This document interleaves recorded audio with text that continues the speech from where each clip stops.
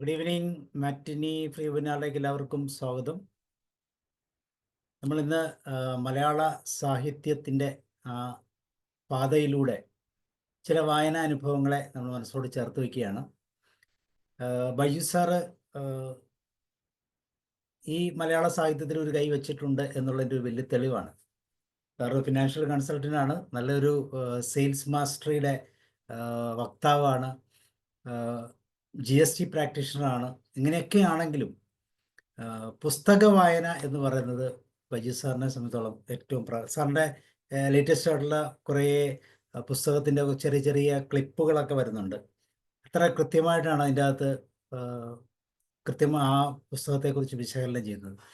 അപ്പോൾ ആ വായനയുടെ ഭാഗമായി മലയാള സാഹിത്യവുമായി ബന്ധപ്പെട്ട് ചില വായനാനുഭവങ്ങൾ ഒരുപക്ഷെ നമുക്കും എല്ലാവർക്കും ഇതുപോലെ അനുഭവങ്ങൾ പറയാനുണ്ടാകാം. തീർച്ചയായിട്ടും ബൈജു സാറിൻ്റെ കൂടെ നമുക്കൊന്ന് കൂടാം. എല്ലാവരെയും ഈ പ്രോഗ്രാമിലേക്ക് ക്ഷണിക്കുന്നു. അതോടൊപ്പം പ്രിയപ്പെട്ട ബൈജു ഭാസ്കരൻ സാറിനെയും. Baiju sir, you are welcome. Thank you Sabu sir, thank you very much. അപ്പോൾ ഒരുപാട് പരിചിതമായ മുഖങ്ങളെ കാണുന്ന ഒരുപാട് സന്തോഷം. തീർച്ചയായിട്ടും കുറച്ച് വായിച്ച ചില അനുഭവങ്ങൾ, എന്നെക്കാളും ഒരുപാട് എക്സ്പീരിയൻസ് ആയ ഒരുപാട് ആൾക്കാരുടെ മുമ്പിലാണ് ഇത് പ്രസന്റ് ചെയ്യുന്നതിൽ. ഇപ്പോൾ എന്തെങ്കിലും തെറ്റുകുറ്റങ്ങളൊക്കെ സംഭവിച്ചിട്ടുണ്ടെങ്കിൽ ക്ഷമിക്കുക. എനക്കറിയുന്ന ചില കാര്യങ്ങൾ നിങ്ങളോട് ഷെയർ ചെയ്യുന്നു. അതുപോലെ തന്നെ ഇതൊരു ഇന്ററാക്റ്റീവ് സെഷൻ ആക്കാം നമുക്ക്, കാരണം നിങ്ങളും ഒരുപാട് വായനാശീലമുള്ളവരാണ്. അപ്പോൾ നമുക്ക് അങ്ങനെ ഒരു ഷെയറിങ്ങിലൂടെ നമുക്ക് ഈ ഒരു സെഷൻ കൊണ്ടുപോകാം എന്നാണ് ചിന്തിക്കുന്നത്. അപ്പോൾ ഒന്ന് അൺമ്യൂട്ട് ചെയ്ത് പറയാൻ പറ്റുമെങ്കിൽ നന്നായിരുന്നു. നിങ്ങളുടെ ഏറ്റവും, നമുക്ക് ഓരോ വാക്കും നമ്മൾ ഹൃദയത്തോട് ചേർത്ത് വെച്ച കുറെ എഴുത്തുകാരുണ്ടാകും അല്ലെ, നമ്മളെ ജീവിതം തന്നെ ചിലപ്പോൾ മാറ്റിമറിച്ച ചില പുസ്തകങ്ങൾ ഉണ്ടാകും. ഓക്കെ, അതാണ് പുസ്തകങ്ങൾക്ക് അങ്ങനെ ഒരു കഴിവുണ്ട്. ചിലപ്പോൾ നമ്മളുടെ ലൈഫ് തന്നെ ഒന്ന് മാറ്റിമറിക്കാൻ ചില പുസ്തകങ്ങൾ അല്ലെങ്കിൽ ചില വരികൾ ഒക്കെ വളരെ ഇമ്പോർട്ടന്റ് ആയിരിക്കാം. അപ്പൊ അങ്ങനെ എന്തെങ്കിലും നമ്മുടെ ലൈഫിൽ ഒരു സ്പാർക്ക് അല്ലെങ്കിൽ നമ്മുടെ ലൈഫിനെ തന്നെ ഒന്ന് മാറ്റിമറിച്ച എഴുത്തുകാരോ അല്ലെങ്കിൽ വല്ല പുസ്തകമോ ഉണ്ടെങ്കിൽ ഒന്ന് ഷെയർ ചെയ്യാം. ഒന്ന് ഷെയർ ചെയ്യുകയാണെങ്കിൽ ഒരുപാട് നന്ദി, സന്തോഷം പറയാം. അഡ്മിറ്റ് ചെയ്തോളൂ. നമ്മളെ ഇൻഫ്ലുവൻസ് ചെയ്ത ബുക്കുകളെ കുറിച്ച് എന്തെങ്കിലും നമ്മൾ തീർച്ചയായിട്ടും ഉണ്ടാകും. കാരണം ഇവിടെ ഒരു പ്ലാറ്റ്ഫോമിൽ ഞാൻ ചോദിക്കുന്നതിൽ ഇതിൽ എല്ലാവരും വായനാശീലമുള്ളവരാണ്. തീർച്ചയായിട്ടും ചില ബുക്കുകളായിരിക്കും നമ്മളതിലൊരു ഇതാക്കിയിട്ടുണ്ടാവുക, ഇനിയും വായിക്കണം എന്നൊക്കെ നമുക്കൊരു ചിന്തകൾ വന്നത് അങ്ങനത്തെ ഒരു പുസ്തകങ്ങളായിരിക്കാം. ശശിസാറിന്റെ ഞാൻ 75 ആ കാലഘട്ടത്തില് എമ്മുകുന്നിന്റെ മയ്യഴിപ്പുഴയുടെ തീരങ്ങൾ എന്നെ വല്ലാണ്ട് സ്വാധീനിച്ചൊരു പുസ്തകമായിരുന്നു. ആ സമയത്ത് 75 ആ സമയത്ത് സാറിന്റെ അടുത്തും ആയതുകൊണ്ട് എമ്മുകുന്ദൻ ആ പറയുന്ന കഥകളും സിറ്റുവേഷൻസും ഒക്കെ അടുത്ത് തന്നെയാണല്ലോ. വേറെ ഒന്നും മയ്യഴിപ്പുഴയുടെ തീരങ്ങളാണ് അല്ലെ. എമ്മുകുന്ദന്റെ ലേറ്റസ്റ്റ് ആയിട്ടുള്ള ഒരു ആത്മകഥാംശമുള്ള ഒരു ബുക്ക് ഇറക്കിയിട്ടുണ്ടല്ലോ എമ്മുകുന്ദൻ. വളരെ ഭയങ്കരമായിട്ട് ഡൽഹി അനുഭവങ്ങള് ലേറ്റസ്റ്റ് ആയിട്ടുള്ള ഒരു ബുക്കാണ്. നല്ല, കാരണം മയ്യഴിനെ പറ്റിയൊക്കെ ഹരിദ്വാർ മണിയും ഡൽഹി അതൊക്കെ ആ സമയത്ത് ഇപ്പം എമ്മുകുന്ദൻ ഒരു മയ്യഴിനെ പറ്റിയൊക്കെ ഡീറ്റെയിൽ ആയിട്ട് ഒരു പുസ്തകം എഴുതിയിട്ടുണ്ട്. വേറെ ആർക്കെങ്കിലും അതിന്റെ പേരെന്താ? പുള്ളിന്റെ ആത്മകഥാംശമുള്ള ഒരു ബുക്കാണത്. ഞാൻ വേണമെങ്കിൽ സാറിന് വാട്സപ്പ് ചെയ്യാൻ, അതൊക്കെ ഉണ്ട്, പയ്യന്നൂരാണ് ഉള്ളത്. നല്ല രസമുണ്ട് പുള്ളിന്റെ ഡൽഹി ജീവിതവും OV വിജയനുമായിട്ടുള്ള ഇത്. വേറെ ആർക്കെങ്കിലും? അല്ല, ഇപ്പൊ ഏതൊരു പത്രത്തിൽ സ്ഥിരം എഴുതാറുണ്ടായിരുന്നു അദ്ദേഹം, വീക്കിലിയിൽ അല്ലെ? മാതൃഭൂമി അല്ലേ, മാതൃഭൂമി പത്രത്തിലല്ലേ, സൺഡേയിൽ? സൺഡേയിലും കണ്ടിട്ടുണ്ടായിരുന്നു. ഡൽഹി അനുഭവം. വേറെ ആർക്കെങ്കിലും എന്തെങ്കിലും ഷെയർ ചെയ്യാനുണ്ടോ? കാരണം ഈ ഒരു സെഷൻ എടുക്കുമ്പോൾ എനിക്ക് നിർബന്ധമുണ്ടായിരുന്നു സെൽഫ് ഹെൽപ്പ് ബുക്കുകൾ തൊടാൻ പാടില്ല. കാരണം നമ്മൾ സ്ഥിരം ടാർഗറ്റ് ചെയ്യുന്നത് സെൽഫ് ഹെൽപ്പ് ബുക്കുകളാണ്, 7 ഹാബിറ്റ്സ് അത് ഇത്. പക്ഷെ അതിനെ തൊടാണ്ട് നമ്മളുടെ തന്നെ ഒരുപാട് നല്ല നല്ല പുസ്തകങ്ങളുണ്ട്. അപ്പൊ അതിനെ മാത്രം നമുക്കൊന്ന് ഡിസ്കസ് ചെയ്തിട്ട് പോകാം. വേറെ ആർക്കെങ്കിലും എന്തെങ്കിലും ഷെയർ ചെയ്യാനുണ്ടോ? വളരെ ചെറുപ്പത്തില് കെ സുരേന്ദ്രന്റെ ഒരു മരണം തുമ്പലമാണോ എന്നൊരു സംശയം ഓർമ്മയുണ്ട്. അതിലൊരു സെന്റൻസ് എനിക്ക് വല്ലാതെ സ്ട്രൈക്ക് ചെയ്തു. തെറ്റ് എന്നത് കത്തിയുടെ വായ്ത്തല പോലെയാണ്, ഒരിക്കൽ അത് മടങ്ങിയാൽ പിന്നെ അത് തിരിച്ച് റെഡിയാക്കാൻ പറ്റില്ല. അതുകൊണ്ട് തെറ്റ് എന്നത് ഒരിക്കൽ പോലും ചെയ്യാൻ പാടില്ല. അത് വല്ലാതെ സ്ട്രൈക്ക് ചെയ്തു. അപ്പൊ ഞാൻ എപ്പോഴും ഇപ്പോഴും അത് അന്നത്തെ പോലെ തന്നെ ആലോചിക്കാറുണ്ട്. Okay thank you Omana ma'am, thank you very much. കാരണം അങ്ങനെ ചില പുസ്തകങ്ങൾ നമ്മൾ ഒരുപാട് സ്വാധീനിക്കാറുണ്ട്. എന്റെ ലൈഫിൽ ശരിക്കും പറഞ്ഞാല് സ്വാധീനിച്ച ഒരു പുസ്തകം എന്ന് പറയുന്നത്, ഞാൻ പല ഇതിലും പറഞ്ഞിട്ട്, ഞാൻ ഡിഗ്രി പഠിക്കുമ്പോൾ നമുക്കറിയാം ആ ഒരു ഏജ് എന്ന് പറയുന്നത് ഒരു വല്ലാതൊരു ഏജ് ആണ്. അപ്പോൾ ഭയങ്കരമായിട്ടൊരു മാനസികമായിട്ട് ചെറിയ പ്രശ്നങ്ങളൊക്കെ വന്നപ്പോൾ എൻ്റെ ഒരു സുഹൃത്ത് എനിക്ക് പറഞ്ഞു തന്നു, സി രാധാകൃഷ്ണന്റെ പിന്നെ ഒരു 9 സീരീസ് ഉള്ള പുഴ മുതൽ പുഴ വരെ എന്നുള്ള ഒരു 9 പുള്ളീന്റെ ഒരു ആത്മകഥാംശമുള്ള ബുക്കാണ്. എല്ലാം ഏതാണ്ട് ഒരു മഹാഭാരതം പോലെ ഉണ്ട് ആ ബുക്കുകൾ. പക്ഷെ ശരിക്കും പറഞ്ഞാല് പുള്ളിന്റെ ലൈഫ് എക്സ്പീരിയൻസ് ആണ്. നമുക്ക് സി രാധാകൃഷ്ണനെ പറ്റി പറയുമ്പോൾ നമുക്കറിയാം അദ്ദേഹം ഒരു സയന്റിസ്റ്റും കൂടിയാണ്, ഒരു ശാസ്ത്രജ്ഞനും കൂടിയാണ്. അപ്പൊ പച്ചയായ യാഥാർത്ഥ്യങ്ങൾ, പിന്നെ എങ്ങനെയാണ് ജീവിതത്തിനെ നേരിടേണ്ടേ എന്നുള്ള അത് വളരെ മനോഹരമായിട്ട് പറഞ്ഞ ആ ഒരു 9 സീസൺ. കാരണം എനിക്ക് തോന്നുന്ന ഒരു 1 മന്ത് കൊണ്ട് ആ 9 എണ്ണവും ഞാൻ വായിച്ചു തീർത്തിട്ടുണ്ട്. കാരണം രാവിലെയും രാത്രി, കാരണം എനിക്ക് ആവശ്യമുള്ളൂ നമ്മളുടെ ആവശ്യങ്ങൾ ചിലപ്പോൾ ആ പുസ്തകം പറഞ്ഞു തരുന്നുണ്ടായിരുന്നു. ഇങ്ങനെയൊക്കെയാണ് നമുക്ക് എന്താണോ ചില സംഭവങ്ങൾ നമുക്ക് എന്ത് ചെയ്യാൻ പറ്റില്ല, ഷെയർ ചെയ്യാൻ വേണ്ടി പറ്റില്ല മറ്റുള്ളവരോടൊന്നും. അപ്പോൾ അതൊക്കെ ആ പുസ്തകം നമ്മളുമായിട്ട്, കാരണം ഞാൻ എന്താണോ ആഗ്രഹിച്ചത് മറ്റുള്ളവരിൽ നിന്ന് കേൾക്കാൻ വേണ്ടി, അത് ആ പുസ്തകം എന്നോട് സംസാരിക്കുന്നതായിട്ട് എനിക്ക് ഫീൽ ചെയ്തൊരു ബുക്കായിരുന്നു സി രാധാകൃഷ്ണന്റെ 9 പുസ്തകം. ഒരുപക്ഷെ അതായിരിക്കാം എൻ്റെ ലൈഫിൽ പുസ്തകങ്ങളോട് ഒരു പ്രണയം തോന്നാൻ കാരണം ആരോടും പറയാൻ പറ്റാത്ത ചില കാര്യങ്ങൾ നമുക്ക് വായിക്കുമ്പം പുസ്തകങ്ങൾ നമുക്ക് അതിന്റെ ഉത്തരം പറഞ്ഞു തരും എന്നുള്ളതിന്റെ ഒരു അതിനുശേഷമാണ് വായനയോടൊരു ഇഷ്ടവും സ്നേഹവും ഒക്കെ തോന്നാൻ തുടങ്ങിയത്. തീർച്ചയായിട്ടും അങ്ങനെയുള്ള പല ആ പുസ്തകങ്ങളൊന്നും ഇല്ലായെങ്കിൽ ഒരു ഭാഗ്യം കിട്ടിയത് എറണാകുളത്ത് താമസിച്ചിരിക്കുമ്പോൾ അന്നും ഞാൻ തമ്മനത്തെ ലൈബ്രറിയിൽ നിന്ന് അദ്ദേഹത്തിന്റെ ഏതൊരു പുസ്തകം എടുത്ത് വെച്ചതായിരുന്നു. പിന്നെ കലൂരെ നമ്മുടെ കലൂർ സ്റ്റേഡിയത്തിലൂടെ അന്നൊരു സാറ്റർഡേ വൈകുന്നേരം ഇങ്ങനെ വാക്കിങ്ങിന് പോകുമ്പോൾ ഈ ഒരു മുഖം ഭയങ്കര പരിചയമായി ഉള്ള ഒരു മുഖത്തെ പെട്ടെന്ന് കണ്ടതുപോലെ തോന്നി. ഇപ്പൊ സി രാധാകൃഷ്ണനായിരുന്നു. കാരണം ഞാൻ ആ എടുത്ത പുസ്തകത്തിന്റെ അതേ ഒരു ഇത്, കാരണം നമുക്ക് പെട്ടെന്ന് കാണുമ്പോൾ ഇദ്ദേഹം തന്നെയാണോ എന്നുള്ളത്. ഇപ്പൊ ഞാൻ മേലെ പോയിട്ട് സംസാരിച്ചു, സി രാധാകൃഷ്ണൻ സാറല്ലേ എന്ന് ചോദിച്ചപ്പോ പതുക്കെ ചോദിച്ചു, അതെ എന്താ ചെയ്യുന്നേ. അപ്പൊ ഒരു 5-10 മിനിറ്റ് എനിക്ക് അദ്ദേഹവുമായിട്ട് സംസാരിക്കാൻ പറ്റി. അപ്പൊ നമ്മളൊക്കെ പറയുന്നത് പോലെ ആ ഒരു സമയത്ത് അദ്ദേഹം ശ്വസിക്കുന്ന വായു തന്നെയാണല്ലോ നമ്മളും ശ്വസിക്കുന്നത് എന്നുള്ള ആ ഒരു ഇതൊക്കെ നമുക്ക് തോന്നും. അപ്പൊ അങ്ങനെ സി രാധാകൃഷ്ണൻ സാറിനെ അടുത്ത് സംസാരിക്കാനും ഒരു ഭാഗ്യം കിട്ടിയിട്ടുണ്ട്. എനിക്കൊരു വളരെ ഇഷ്ടപ്പെട്ട ഒരു എഴുത്തുകാരനാണ്. ശരിക്കും നമ്മൾ വായന എന്ന് പറയുന്നത് ഓരോ പ്രായത്തിനും ഓരോ വായനയുണ്ട്. ഇപ്പൊ നമ്മൾ ചെറുപ്പകാലങ്ങളിലൊക്കെ ബാലരമ, ബാലഭൂമി, അതൊക്കെയാണ് നമ്മളുടെ ഇഷ്ട തോഴന്മാർ അല്ലെ. ബാലരമയൊക്കെ വായിച്ചവരില്ലേ? ബാലരമ, ബാലഭൂമി, അങ്ങനെയൊക്കെ ഒരിത് എനിക്ക് തോന്നുന്നു നമ്മളൊക്കെ ആ ഒരു ടൈമിനാന്ന് തോന്നുന്നു ബാലഭൂമി മാതൃഭൂമിന്ന് പിന്നെ വന്നത്. കാരണം അതിനു മുമ്പ് ബാലഭൂമി ഇല്ല. നമ്മളൊക്കെ ഒരു 4ാം ക്ലാസ് 5ാം ക്ലാസ് ഒക്കെ അതിനു മുമ്പ് ബാലരമ, പിന്നെ ബാലമംഗളം അതൊക്കെ ഉണ്ടായിരുന്നു. പക്ഷെ ബാലഭൂമി വന്നത് എനിക്ക് തോന്നുന്നു നമ്മളുടെയൊക്കെ ആ ഒരു ടൈമിലാണ്. അന്നേരം MT വാസുദേവൻ നായരുടെ ദയ എന്ന് പറയുന്ന നോവല് അതിൽ വരാറുണ്ടായിരുന്നു കണ്ടിന്യൂസ് ആയിട്ട്. പിന്നെ ദയ എന്ന് പറയുന്ന ഒരു നോവൽ വരാറുണ്ടായിരുന്നു. അതാണ് ആദ്യമായി വായിക്കാൻ പ്രേരിപ്പിച്ച, അതായത് ഇങ്ങനെ വായിച്ചുകൊണ്ടിരിക്കും. ഇടക്കിടക്കൊക്കെ അല്ലേ വരുള്ളൂ, ആഴ്ചക്ക് ഒരു ദിവസം വരും ആ ബാലഭൂമിന്റെ. അത് കഴിയുമ്പോൾ MTയുടെ എഴുത്തോട് അന്നേരെ ഒരു ഇത് തോന്നിയിട്ടുണ്ട്. പിന്നീട് കോളേജിൽ പഠിക്കുമ്പോഴാണ് 2ാം ഊഴം വായിക്കാൻ ഒരിടം കിട്ടിയത്. 2ാം ഊഴം ഇപ്പം ഒരു മാസം മുമ്പ് ആ പുസ്തകം ഒരിക്കലും കൂടി വായിക്കാൻ ഒരു ചാൻസ് കിട്ടി. 2ാം ഊഴം ഒരു BCom പഠിക്കുമ്പോഴാണ് വായിക്കാനുള്ളത്. 2ാം ഊഴം വായിച്ചവരില്ലേ?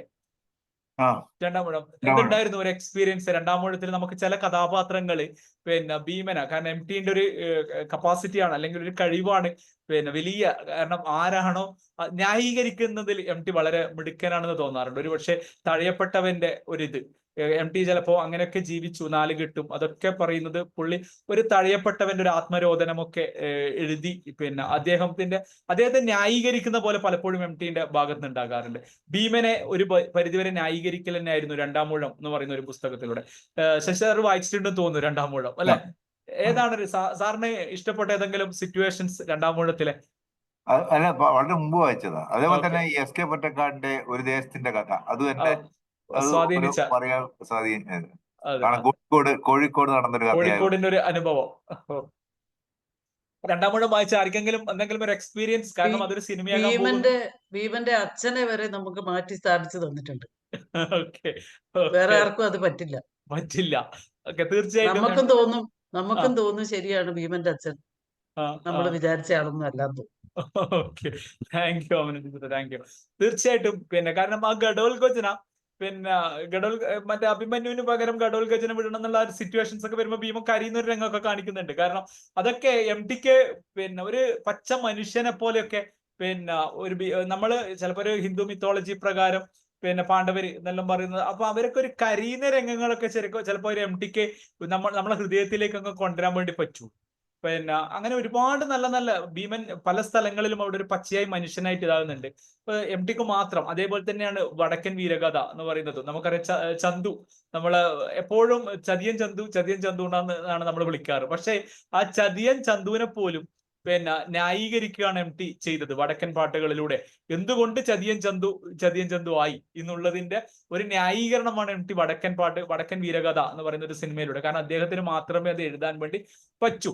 തീർച്ചയായിട്ടും ഇത് എനിക്ക് തോന്നുന്നത് ഹിസൈനസ് അബ്ദുള്ള എന്ന് പറയുന്ന ഒരു സിനിമ ലോഹിതദാസ് എഴുതിയപ്പോ ലോഹിതദാസോട് ചോദിച്ചൊരു ചോദ്യമുണ്ട്. അതിൽ മോഹൻലാൽ എന്ന് പറയുന്ന ഒരു കഥാപാത്രം നെടുമുടി വേണുവിനെ കൊല്ലാൻ വേണ്ടി നടക്കുവാണ്. അപ്പൊ നെടുമുടിനെ കൊല്ലാൻ വേണ്ടി നടക്കുമ്പോൾ ലോഹിദാസോട് ചോദിക്കുന്നത്, എന്തുകൊണ്ടാണ് ഈ മോഹൻലാൽ എന്ന് പറയുന്ന ഒരു കഥാപാത്രത്തിന് നിങ്ങളൊരു വില്ലൻ, അതായത് നെടുമുടിനെ കൊല്ലാൻ എന്നുള്ളൊരു കഥാപാത്രത്തിലേക്ക് അങ്ങനെ ഒരു പരിച്ഛാദം അല്ലെങ്കിൽ അങ്ങനെ ഒരു ഇതൊരു വേഷം മോഹൻലാലിന് കൊടുക്കാൻ കാരണം എന്താണെന്ന് ചോദിച്ചപ്പോ ലോഹിദാസ് പറഞ്ഞ വളരെ മനോഹരമായ ഒരു മറുപടി, ഒരു പാമ്പ് എലിയെ പിടിക്കാൻ പോകുമ്പോൾ അല്ലെങ്കിൽ ഒരു കുറുക്കൻ കോഴിയെ പിടിക്കാൻ പോകുമ്പോൾ എല്ലാവരും കോഴിയെ ആലോചിച്ച് സഹതിപ്പിക്കാറ്, ആ കോഴിനെ കൊന്നല്ലോ എന്ന് വിചാരിച്ചിട്ട്. ആരും കുറുക്കന്റെ വിശപ്പിനെ പറ്റി അധികം ചിന്തിക്കാറില്ല എന്നുള്ളതാണ്.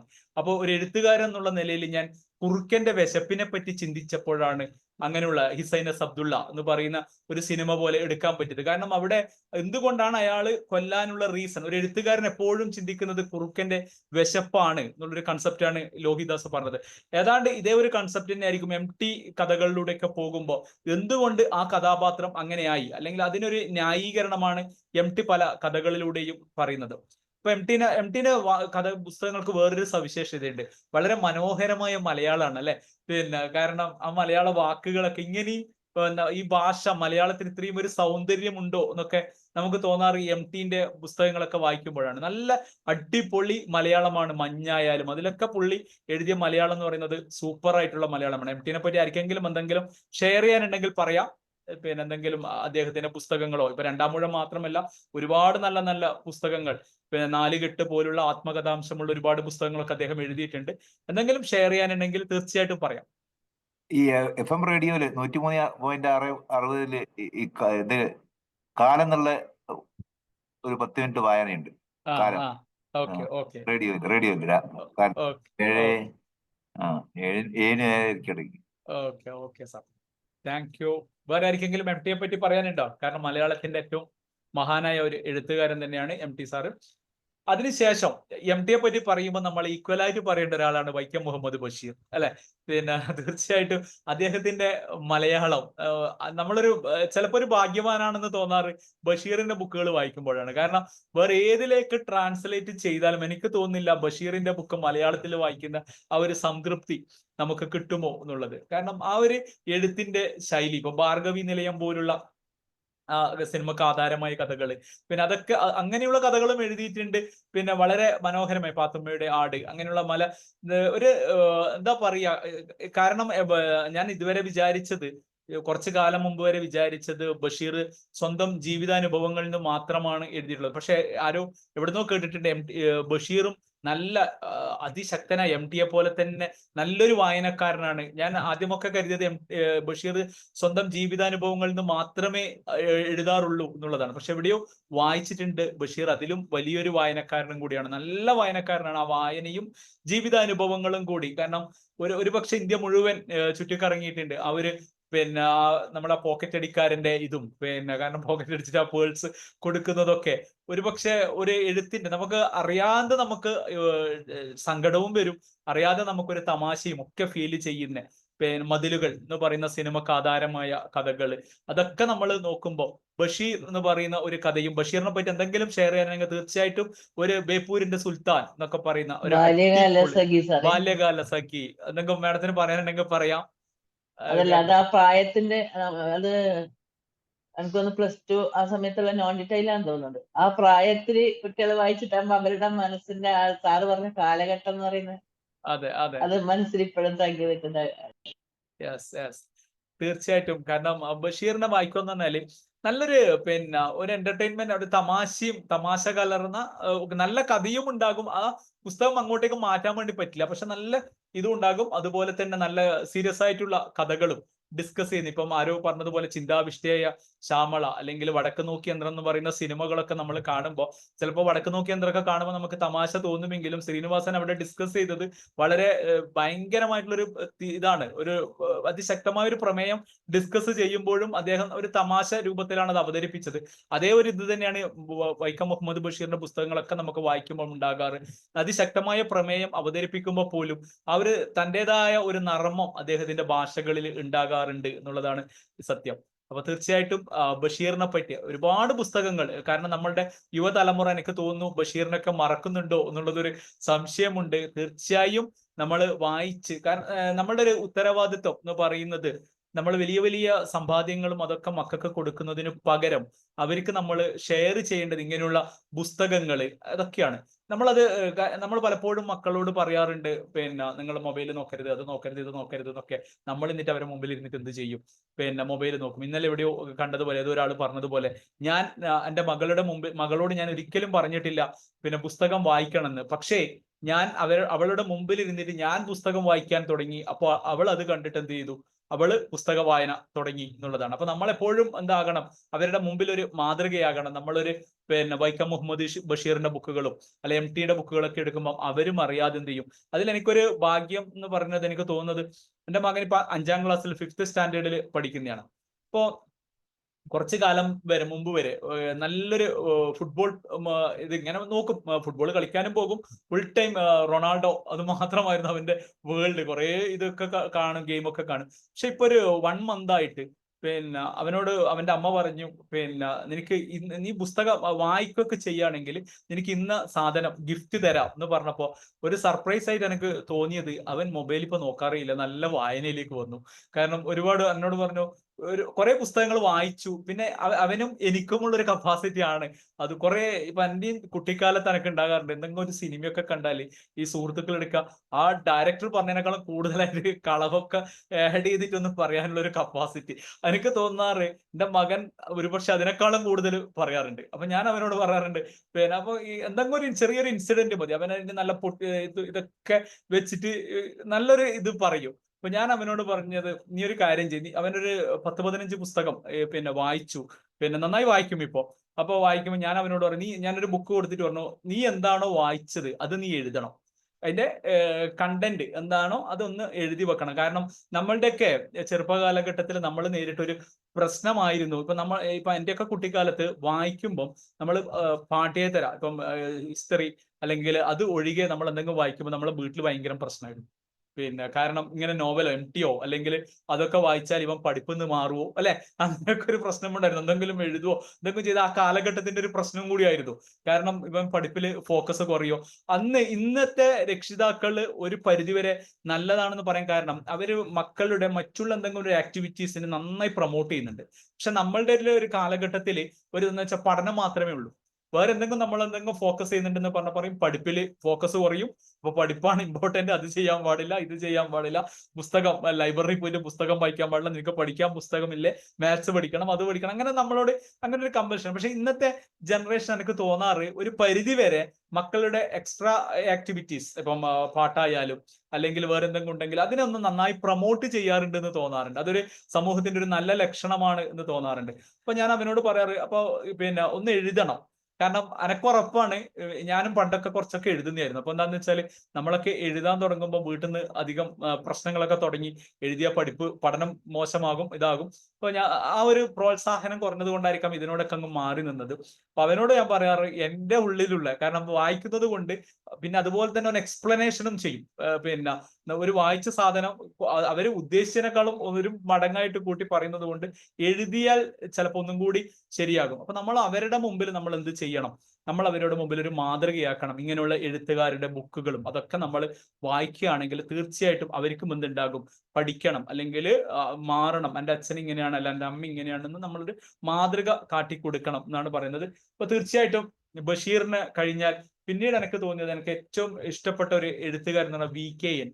കാരണം VKN ഒന്ന് മനസ്സിലാക്കണമെങ്കിൽ കുറച്ചൊരു ബുദ്ധിമുട്ടാണ് അല്ലെ. VKന്റെ പുസ്തകങ്ങൾ വായിക്കാറുണ്ടോ? VKN എന്ന് പറയുന്നത് ഒരു വ്യക്തിയാണ്. കാരണം ഭയങ്കരം ഒരു ആദ്യം നമുക്ക് അദ്ദേഹത്തോട് ആ എഴുത്തിനോട് നമുക്ക് വലിയ പ്രണയമൊന്നും തോന്നൂല എങ്കിലും അദ്ദേഹത്തെ ഒന്ന് പിടിച്ചാൽ, അദ്ദേഹം എന്താണ്, അദ്ദേഹത്തിന്റെ ഭാഷ ഒന്ന് മനസ്സിലാക്കിയാൽ VKന്റെ ബുക്കുകളാണ് ലൈബ്രറി പോയി ആദ്യം നോക്കുക. VKന്റെ ബുക്ക് ഉണ്ടോ എന്നുള്ളതാണ് ആദ്യം നോക്കുക. കാരണം ഇത്രയും ഞാൻ ആദ്യം വായിച്ചത് അനന്തരം എന്ന് പറയുന്ന ബുക്കാണ്. VKന്റെ ആദ്യം എനിക്ക് കിട്ടിയത് അനന്തരം എന്നുള്ള ബുക്കാണ്. അനന്തരം എന്നുള്ള ബുക്ക് വായിച്ചപ്പോ എനിക്ക് തോന്നിയത് ഇതെന്താ ഇങ്ങനെ ഒരു പുസ്തകം. കാരണം ഒരു സ്റ്റോറി തുടങ്ങുന്നത് എനിക്ക് തോന്നിയത് ഏതോ ഒരു കടപ്പുറത്തുനിന്ന് നെല്ല് കത്തിക്കുന്നതായിട്ടാണ് ആദ്യത്തെ ഒരു സീന് വരുന്നത്. അതിൽ ഒന്നും മനസ്സിലാവുന്നില്ല, ഇതെന്താ ഇങ്ങനെയൊക്കെ കഥ എന്നുള്ള അവസ്ഥയിൽ അത് വായിച്ചു. കാരണം ഏതായാലും ലക്കടി റെയിൽവേ സ്റ്റേഷനും പാലക്കാട് അതൊക്കെ, കാരണം അടക്കന്ന് പാലക്കാട് പോകുന്നതുകൊണ്ട് ആ റെയിൽവേ സ്റ്റേഷനൊക്കെ കാണുന്നത് കൊണ്ടും അതൊരു ഇതായിട്ട് തോന്നി. അത് വായിച്ചു കഴിഞ്ഞപ്പോഴാണ് പിതാമഹൻ എന്ന് പറയുന്ന ഒരു പുസ്തകം കിട്ടിയത്. VKന്റെ പിതാമഹൻ വായിച്ചതിന് ശേഷമാണ്, പിതാമഹന്റെ ഒരു സെക്കൻഡ് ഭാഗമാണ് അനന്തരം എന്നുള്ള ഒരു, പിതാമഹം വായിച്ചതിന് ശേഷം അനന്തരം വായിച്ചപ്പോഴാണ് ശരിക്കും പറഞ്ഞാല് മനസ്സിലായത് ഈ രണ്ട് ബുക്കും. അനന്തരം ആദ്യം വായിച്ചപ്പോൾ അതിനൊരു കണക്ഷൻ കിട്ടിയിട്ടില്ല. പിതാമഹം വായിച്ചതിന് ശേഷം അനന്തരം വായിച്ചപ്പോഴാണ് ക്ലിയർ ആയത്. ഇതാണ് VK. ശരിക്കും പറഞ്ഞാല് ചിലപ്പോൾ നമ്മൾ ആ പുസ്തകം വായിക്കുമ്പോൾ അറിയാണ്ട് പൊട്ടിച്ചിരിച്ചൊക്കെ പോകും. കാരണം ചിലപ്പോൾ ചിരിക്കൊന്നും ഒരു കൺട്രോൾ കിട്ടൂല VKന്റെ പുസ്തകങ്ങൾ വായിക്കുമ്പോൾ. ആദ്യമൊക്കെ കുറച്ച് ടഫാണെങ്കിലും പിന്നീട് VKന്റെ ഒരു രചന, ആ എഴുത്തിനോട് നമുക്കതൊന്നും ആ ഭാഷ നമുക്ക് മനസ്സിലാകാൻ തുടങ്ങിയാൽ നമുക്ക് VKന്റെ ബുക്കുകൾ അതിമനോഹരമായിട്ട് തോന്നും. VK ഫാൻസ് ആരെങ്കിലും ഉണ്ടോ? VKനെ വായിക്കുന്നവരോ അല്ലെങ്കിൽ ആരെങ്കിലും ഉണ്ടോ VK ഫാൻസ്? എനിക്ക് ഭയങ്കര ഇഷ്ടമാണ്. ബീനയാണേ. ആ പയ്യൻസ് എന്നുള്ളത് എന്റെ ഒരു കാലത്ത് ഭയങ്കര പയ്യൻസ് കഥകളൊക്കെ പക്ഷേ നമുക്ക് എല്ലാ ദിവസവും രാത്രി ഞാൻ കിടക്കാനാകുമ്പോ ഒരു കാലഘട്ടത്തിൽ എപ്പോഴും വായിക്കാറ് പയ്യൻസ് കഥകളായിരുന്നു. കാരണം നന്നായിട്ട് ചിരിച്ചുകൊണ്ട് നമുക്ക് ഉറങ്ങാൻ പറ്റുന്ന ഒരു പുസ്തകമാണ് VK. VKന്റെ നർമ്മം എന്ന് പറഞ്ഞാലേ ഒരു പ്രത്യേക, അത് വേറെ ആർക്കും അനുകരിക്കാൻ പറ്റാത്ത ഒന്ന് തന്നെയാണ്. അനുകരിക്കാൻ പറ്റൂല. കാരണം ചിലപ്പോ അത് ആ പുസ്തകം നമ്മൾ വായിച്ചിട്ട് VKനെ മനസ്സിലാകുന്നവര് വായിച്ചിട്ട് ചിരിക്കുന്നത് പോലെ വേറൊരാൾക്ക് വായിച്ചാലും അത് കിട്ടൂല. അതാണ് VKന്റെ വേറൊരു പ്രത്യേകത. നമ്മൾ ചിരിക്കുമ്പോൾ ചിലപ്പോൾ അത് വായിക്കാൻ വേറെ കൊടുത്താൽ VKനെ മനസ്സിലാകാൻ ഒരു പാടാണെന്ന് പലപ്പോഴും തോന്നാറുണ്ട്. പക്ഷെ മനസ്സിലായാൽ അദ്ദേഹം, എനിക്ക് തോന്നുന്നു ഒരു സിനിമക്ക് മാറ്റം, സത്യനന്ദിക്കാടിന്റെ ഒരു മൂവിക്ക് അദ്ദേഹം തിരക്കഥയും എഴുതിയിട്ടുണ്ട് എന്ന് തോന്നുന്നു. സത്യനന്ദിക്കാടിന്റെ ഒരു പടത്തിന് അദ്ദേഹം തിരക്കഥ എഴുതിയിട്ടുണ്ട്. തീർച്ചയായിട്ടും വളരെ ഡൽഹിയിലെ വിവരങ്ങളും അതിലൊക്കെ കംപ്ലീറ്റ് പറയുന്നത് നമ്മളുടെ ഡൽഹി അനുഭവങ്ങളും അതൊക്കെയാണ് പറയുന്നത്. തീർച്ചയായിട്ടും ഒരു പക്ഷേ ഒരു സാമൂഹിക വിമർശനമാണെന്നും തോന്നാറുണ്ട്. കാരണം ആ രാഷ്ട്രീയ ഇതും അതൊക്കെ പറഞ്ഞിട്ട് എനിക്ക് ചിലപ്പോ തോന്നാറുണ്ട് ഒരു ശ്രീനിവാസന്റെ എഴുത്ത് അത്രക്കില്ലെങ്കിലും ഒരു ആക്ഷേപ ഹാസ്യം എന്നുള്ള നിലയിലേക്ക്, സർക്കാസം ഭയങ്കരമായിട്ടുണ്ട്. അതെ, ആക്ഷേപ ഹാസ്യം എന്നുള്ള നിലയിൽ VKന്റെ അത്ര കമ്പയർ ചെയ്യാൻ പറ്റൂല എങ്കിലും ഒരു പരിധി വരെ ശ്രീനിവാസനും ആ ഒരു ആക്ഷേപഹാസ്യത്തിലേക്ക് പോകുമ്പോൾ ഒരു VKന്റെ ഒരു സിമിലാരിറ്റി ചിലപ്പോഴൊക്കെ ഫീൽ ചെയ്യാറുണ്ട്. കാരണം അത്രക്ക് എത്തൂല എങ്കിലും ഒരു ഫീലിംഗ് തോന്നാറുണ്ട്. തീർച്ചയായിട്ടും VKനും ഒരു പ്രധാനപ്പെട്ട മലയാള സാഹിത്യത്തിന്റെ ഒരു എഴുത്തുകാരനാണ്. തീർച്ചയായിട്ടും വായിച്ചില്ലെങ്കിൽ വായിക്കേണ്ട ഒരു പുസ്തകമാണ് VKന്റെ ബുക്കുകൾ. ഞാനിപ്പം പലപ്പോഴും നമ്മളെ ലൈബ്രറിന്റെ ഒരു ഞാൻ പയ്യന്നൂരൊക്കെ അധികം ചോദിക്കാറുള്ളതാണ്, VKന്റെ ബുക്കുകൾ നമുക്ക് കിട്ടാറില്ല എന്നുള്ളതാണ് സത്യം. ഞാൻ ലൈബ്രറിക്കാരോട് പറയാറുണ്ട് അത് വാങ്ങി വെക്കണം. കാരണം നമ്മളെ സമൂഹം അപ്പൊ എന്നോട് പറയാറുണ്ട് ഒരു ലിസ്റ്റ് തരണം, ഏതൊക്കെയാണ് നല്ല നല്ല ബുക്കുകൾ. ഞാൻ ഇടയ്ക്ക് ലിസ്റ്റ് കൊടുക്കാറുണ്ട്. പക്ഷെ എന്നാലും എനിക്ക് VK ബുക്കുകൾ അവിടെ ലൈബ്രറിയിൽ കാണാറില്ല എന്നുള്ളതാണ് സത്യം. VKനെ വായിക്കേണ്ട ഒരു എഴുത്തുകാരനാണ്. കാരണം വായിച്ചില്ലെങ്കിൽ ഒരു വലിയൊരു മിസ് തന്നെയായിരിക്കും. കാരണം തീർച്ചയായിട്ടും VKന്റെ ബുക്കുകൾ കിട്ടുവാണെങ്കിൽ വായിക്കണം. ആദ്യമൊക്കെ മനസ്സിലായില്ല എങ്കിലും ഒന്ന് മനസ്സിലാകാൻ തുടങ്ങിയാൽ പിന്നെ നമ്മൾ VKനെ വിടൂല എന്നുള്ളതാണ്. കൊളോക്കിയൽ ലാംഗ്വേജ് ആണത്. അത് പിടുത്തം കിട്ടിയാലേ അതെ മനസ്സിലാക്കാൻ കഴിയുള്ളൂ. അതാണ് ഇതിന്റെ. അതെ അതെ തീർച്ചയായിട്ടും. Thank you Beenamma, thank you very much. അടുത്തത് നമുക്കറിയാം OV വിജയൻ അല്ലെ, ഖസാക്കിന്റെ ഇതിഹാസം എന്ന് പറയുന്ന ഒരു പുസ്തകം മതി. OV വിജയൻ മലയാള സാഹിത്യം എന്ന് പറയുന്നത് ഖസാക്കിന്റെ ഇതിഹാസത്തിന് മുമ്പും ശേഷവും തന്നെ രണ്ടായിട്ട് നമുക്ക് ഡിവൈഡ് ചെയ്യാം എന്നുള്ളതാണ്. അപ്പോൾ ഏതോ ഒരു ആരാധകൻ OV വിജയനോട് പറഞ്ഞതുപോലെ, ഇനി നിങ്ങളുടെ തള്ളവിരല് വെട്ടിമാറ്റിയാലും പ്രശ്നമില്ല, നിങ്ങൾ മലയാള സാഹിത്യത്തിന് കൊടുക്കേണ്ടത് കൊടുത്തു. കാരണം ഇനി വേറെ ഒന്നും അതിന്റെ അപ്പുറം ഇനി എഴുതാനില്ല ഖസാക്കിന്റെ ഇതിഹാസം. കാരണം എനിക്ക് തോന്നുന്നു പാലക്കാട് അതിന്റെ ഒരു മ്യൂസിയവും കാര്യങ്ങളൊക്കെ ഉണ്ട്. ഞാൻ എവിടെയോ കണ്ടിട്ടുണ്ട് ഇത് ഖസാക്കിന്റെ ഇതൊക്കെ പാലക്കാട് ചെയ്തിട്ടുണ്ട് തോന്നുന്നു അല്ലെ. ഒരു ടൂറിസം ഇതുപോലെ ഖസാക്കിന്റെ ഇതിഹാസം അങ്ങനെ തന്നെ ഇവിടെ മറച്ചു വെച്ചിട്ടുണ്ടെന്ന് തോന്നുന്നു. തീർച്ചയായിട്ടും വായിക്കേണ്ട അല്ലെ. ആ ഒരു ചിലപ്പോ ആ മുല്ലാഖിനൊക്കെ നമുക്ക് രാത്രി ആ ജോലി വാക്കൻസി ഒക്കെ ഞാൻ തന്നെ ചെയ്തോട്ടെ എന്നൊക്കെ പറയുമ്പോൾ ആ ഒരു മനുഷ്യന്റെ ഏറ്റവും മോശമായ അവസ്ഥയൊക്കെ ഒ.വി. വിജയൻ വളരെ മനോഹരമായി വരച്ചു കാട്ടിയിട്ടുണ്ട്. തീർച്ചയായും പാലക്കാട് എന്ന് പറയുന്ന ഒരു ഏരിയയെ ഇത്രയും ഒരു ഖസാക്കിന്റെ ഇതിഹാസം എന്ന് പറയുന്ന ഒരു പുസ്തകം കൊണ്ടാണ് നമ്മളൊക്കെ പാലക്കാടിന്റെ ഫാനായി മാറിയത്. ആ പുസ്തകം വായിച്ചാല് കൂമൻകാവും അതൊക്കെ നമ്മളുടെ മനസ്സിലേക്ക് അറിയാണ്ട് വരും. ഒന്ന് പാലക്കാട് കാണുമ്പോൾ അതൊന്ന് അന്വേഷിക്കും എവിടെയാണ്, അല്ലെങ്കിൽ ഖസാക്കിന്റെ ഇത് എവിടെയാണെന്ന് അന്വേഷിക്കുന്നത് ഒ.വി. വിജയൻ നമ്മളുടെ മുമ്പിൽ വരച്ചു കാട്ടിയിട്ടുള്ള മനോഹരമായ ഒരു പിക്ചർ തന്നെയാണ്. തീർച്ചയായിട്ടും ഒ.വി. വിജയന്റെ ധർമ്മപുരാണമായാലും ഒ.വി. വിജയനും എനിക്ക് തോന്നുന്നു ഏറെക്കുറെ വീക്കെൻഡ് ആ ഒരു ഇതൊന്നും അല്ല എങ്കിലും ഒ.വി. വിജയനെ ഒന്നും മനസ്സിലാക്കാൻ പാടാണ്. ആരോ പറഞ്ഞതുപോലെ ഖസാക്കിന്റെ ഇതിഹാസം പലരും ഒരു 15ഉം 20ഉം പേജൊക്കെ വായിച്ചിട്ട് അങ്ങോട്ടേക്ക് മാറ്റി വെച്ചിട്ടൊക്കെ ഉണ്ട്. കാരണം അത് അങ്ങോട്ട് ദഹിക്കുന്നില്ല എന്നൊക്കെ പറഞ്ഞിട്ട്. പക്ഷെ ഞാനതൊരു 3-4 പ്രാവശ്യം വായിച്ച പുസ്തകമാണ്. കാരണം വായിക്കുന്തോറും ആ ഒരു ഗ്രാമീണ അന്തരീക്ഷവും ആ ഒരു പലതും നമ്മളുടെ ഹൃദയത്തിൽ ഒരു വേദന തന്നുകൊണ്ടാണ് ചില കഥാപാത്രങ്ങളൊക്കെ നമ്മളിലൂടെ സഞ്ചരിക്കുന്നത് എന്നുള്ളതാണ്. അപ്പൊ തീർച്ചയായും മലയാളം സ്നേഹിക്കുമ്പോൾ നമ്മൾ വായിക്കേണ്ട ഒരു പുസ്തകം തന്നെയാണ് ഖസാക്കിന്റെ ഇതിഹാസം. വായിച്ചവരുണ്ടാകും എന്ന് ഉറപ്പാണ്. അത് എനിക്ക് തോന്നുന്നു ഏറെക്കുറെ എല്ലാവരും വായിച്ചവർ തന്നെയായിരിക്കും. ഏതാണ്ട് മലയാളത്തിലെ 2-ാം ഊഴം പോലെ തന്നെ ഒരു കോമ്പീറ്റ് ചെയ്ത് നിൽക്കുന്ന ഒരു പുസ്തകം തന്നെയാണ് ഖസാക്കിന്റെ ഇതിഹാസം എന്ന് പറയുന്നത്. അപ്പോൾ എന്തെങ്കിലും ഒരു എക്സ്പീരിയൻസ് ഉണ്ടെങ്കിൽ തീർച്ചയായിട്ടും ഷെയർ ചെയ്യാം. ഒ.വി. വിജയനെ പറ്റിയോ അല്ലെങ്കിൽ ഖസാക്കിന്റെ ഇതിഹാസത്തിനെ പറ്റിയോ അല്ലെ ഒ.വി. വിജയന്റെ ഏതെങ്കിലും ഒരു പുസ്തകം നിങ്ങളെ സ്വാധീനിച്ച ഏതെങ്കിലും പുസ്തകം ഉണ്ടെങ്കിലും തീർച്ചയായിട്ടും ഷെയർ ചെയ്യാം.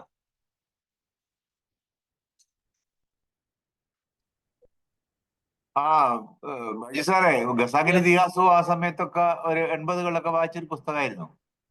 ഓക്കെ നന്നായി ഇഷ്ടപ്പെട്ട പുസ്തകമല്ലേ ഖസാക്കിന്റെ ഇതിഹാസം? അത് ആദ്യം വായിച്ചപ്പോ ഒന്നും കൂടി ക്ലാരിറ്റി വരാൻ വേണ്ടി പിന്നെയും വായിക്കേണ്ടി വന്നു. അല്ല, അതില് എനിക്ക് തോന്നുന്നു മാതൃഭൂമി അതിനു വേണ്ടിയിട്ട് ഒരു സംഭവം ചെയ്തിട്ടുണ്ടായിരുന്നു. മാതൃഭൂമി സാർ ഇതെന്തോ സ്ക്രീൻ ഷെയർ ആവുന്നുണ്ടല്ലോ. അതൊരു ഫോട്ടോ ആണ്. ഖസാക്കിന്റെ ഇത് ഓക്കെ അതെ O. Vijayan. Okay thank U. Okay good.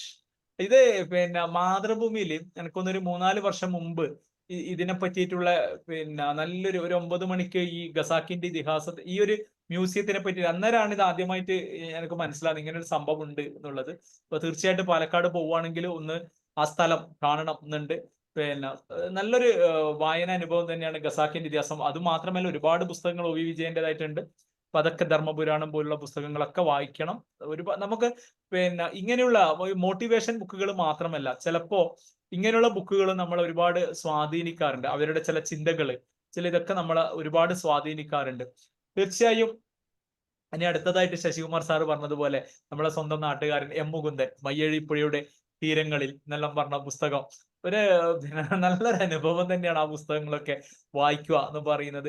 M മുകുന്ദന്റെ Delhi അതുപോലെ പലപ്പോഴും എം മുകുന്ദൻ എനിക്കൊന്നൊരു തെറ്റിദ്ധരിക്കപ്പെട്ട എഴുത്തുകാരനാണെന്നും തോന്നാറുണ്ട് ചിലപ്പോഴൊക്കെ.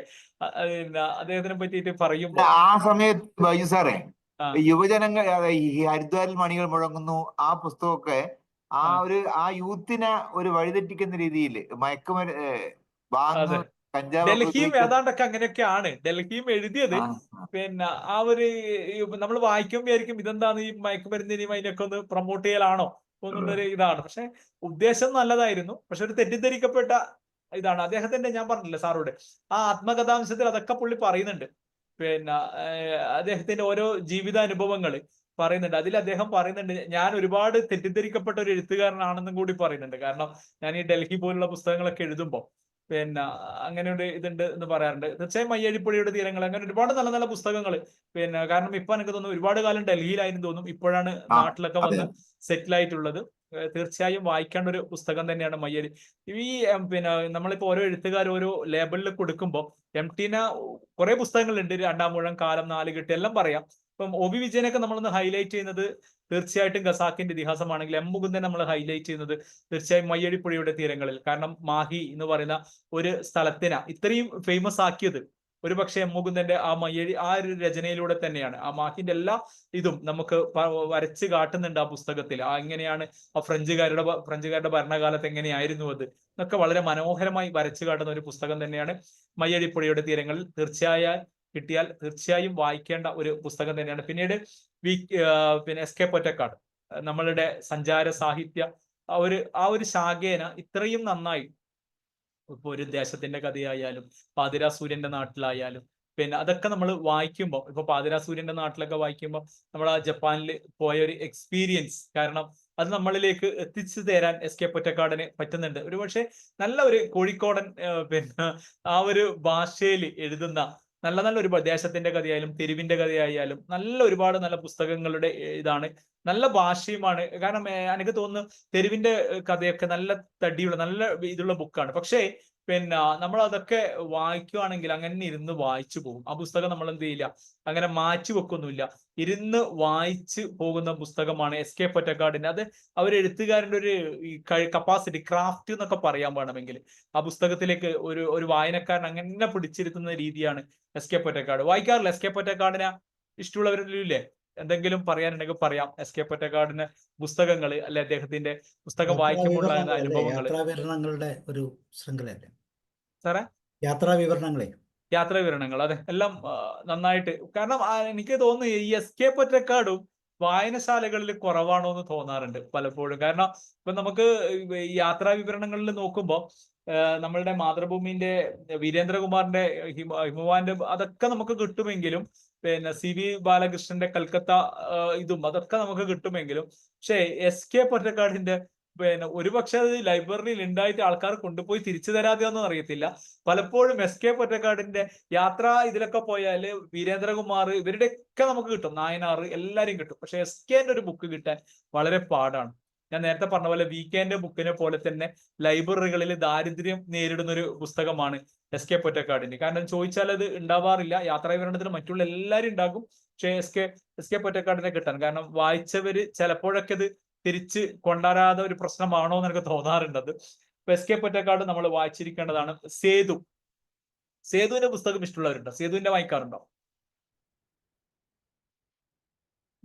കാരണം നമ്മള് ചിലപ്പോഴൊക്കെ നമ്മളൊരു പുസ്തകം സെലക്ട് ചെയ്യുമ്പോൾ എന്തൊക്കെ കാര്യങ്ങളാണ് നോക്കാറ്? നമ്മളൊരു ലൈബ്രറിയിൽ പോകുമ്പോൾ അല്ലെങ്കിൽ നമ്മളൊരു പുസ്തകം വാങ്ങുമ്പോൾ നമ്മൾ എന്തൊക്കെ കാര്യങ്ങൾ നമ്മൾ നോക്കാറുണ്ട്?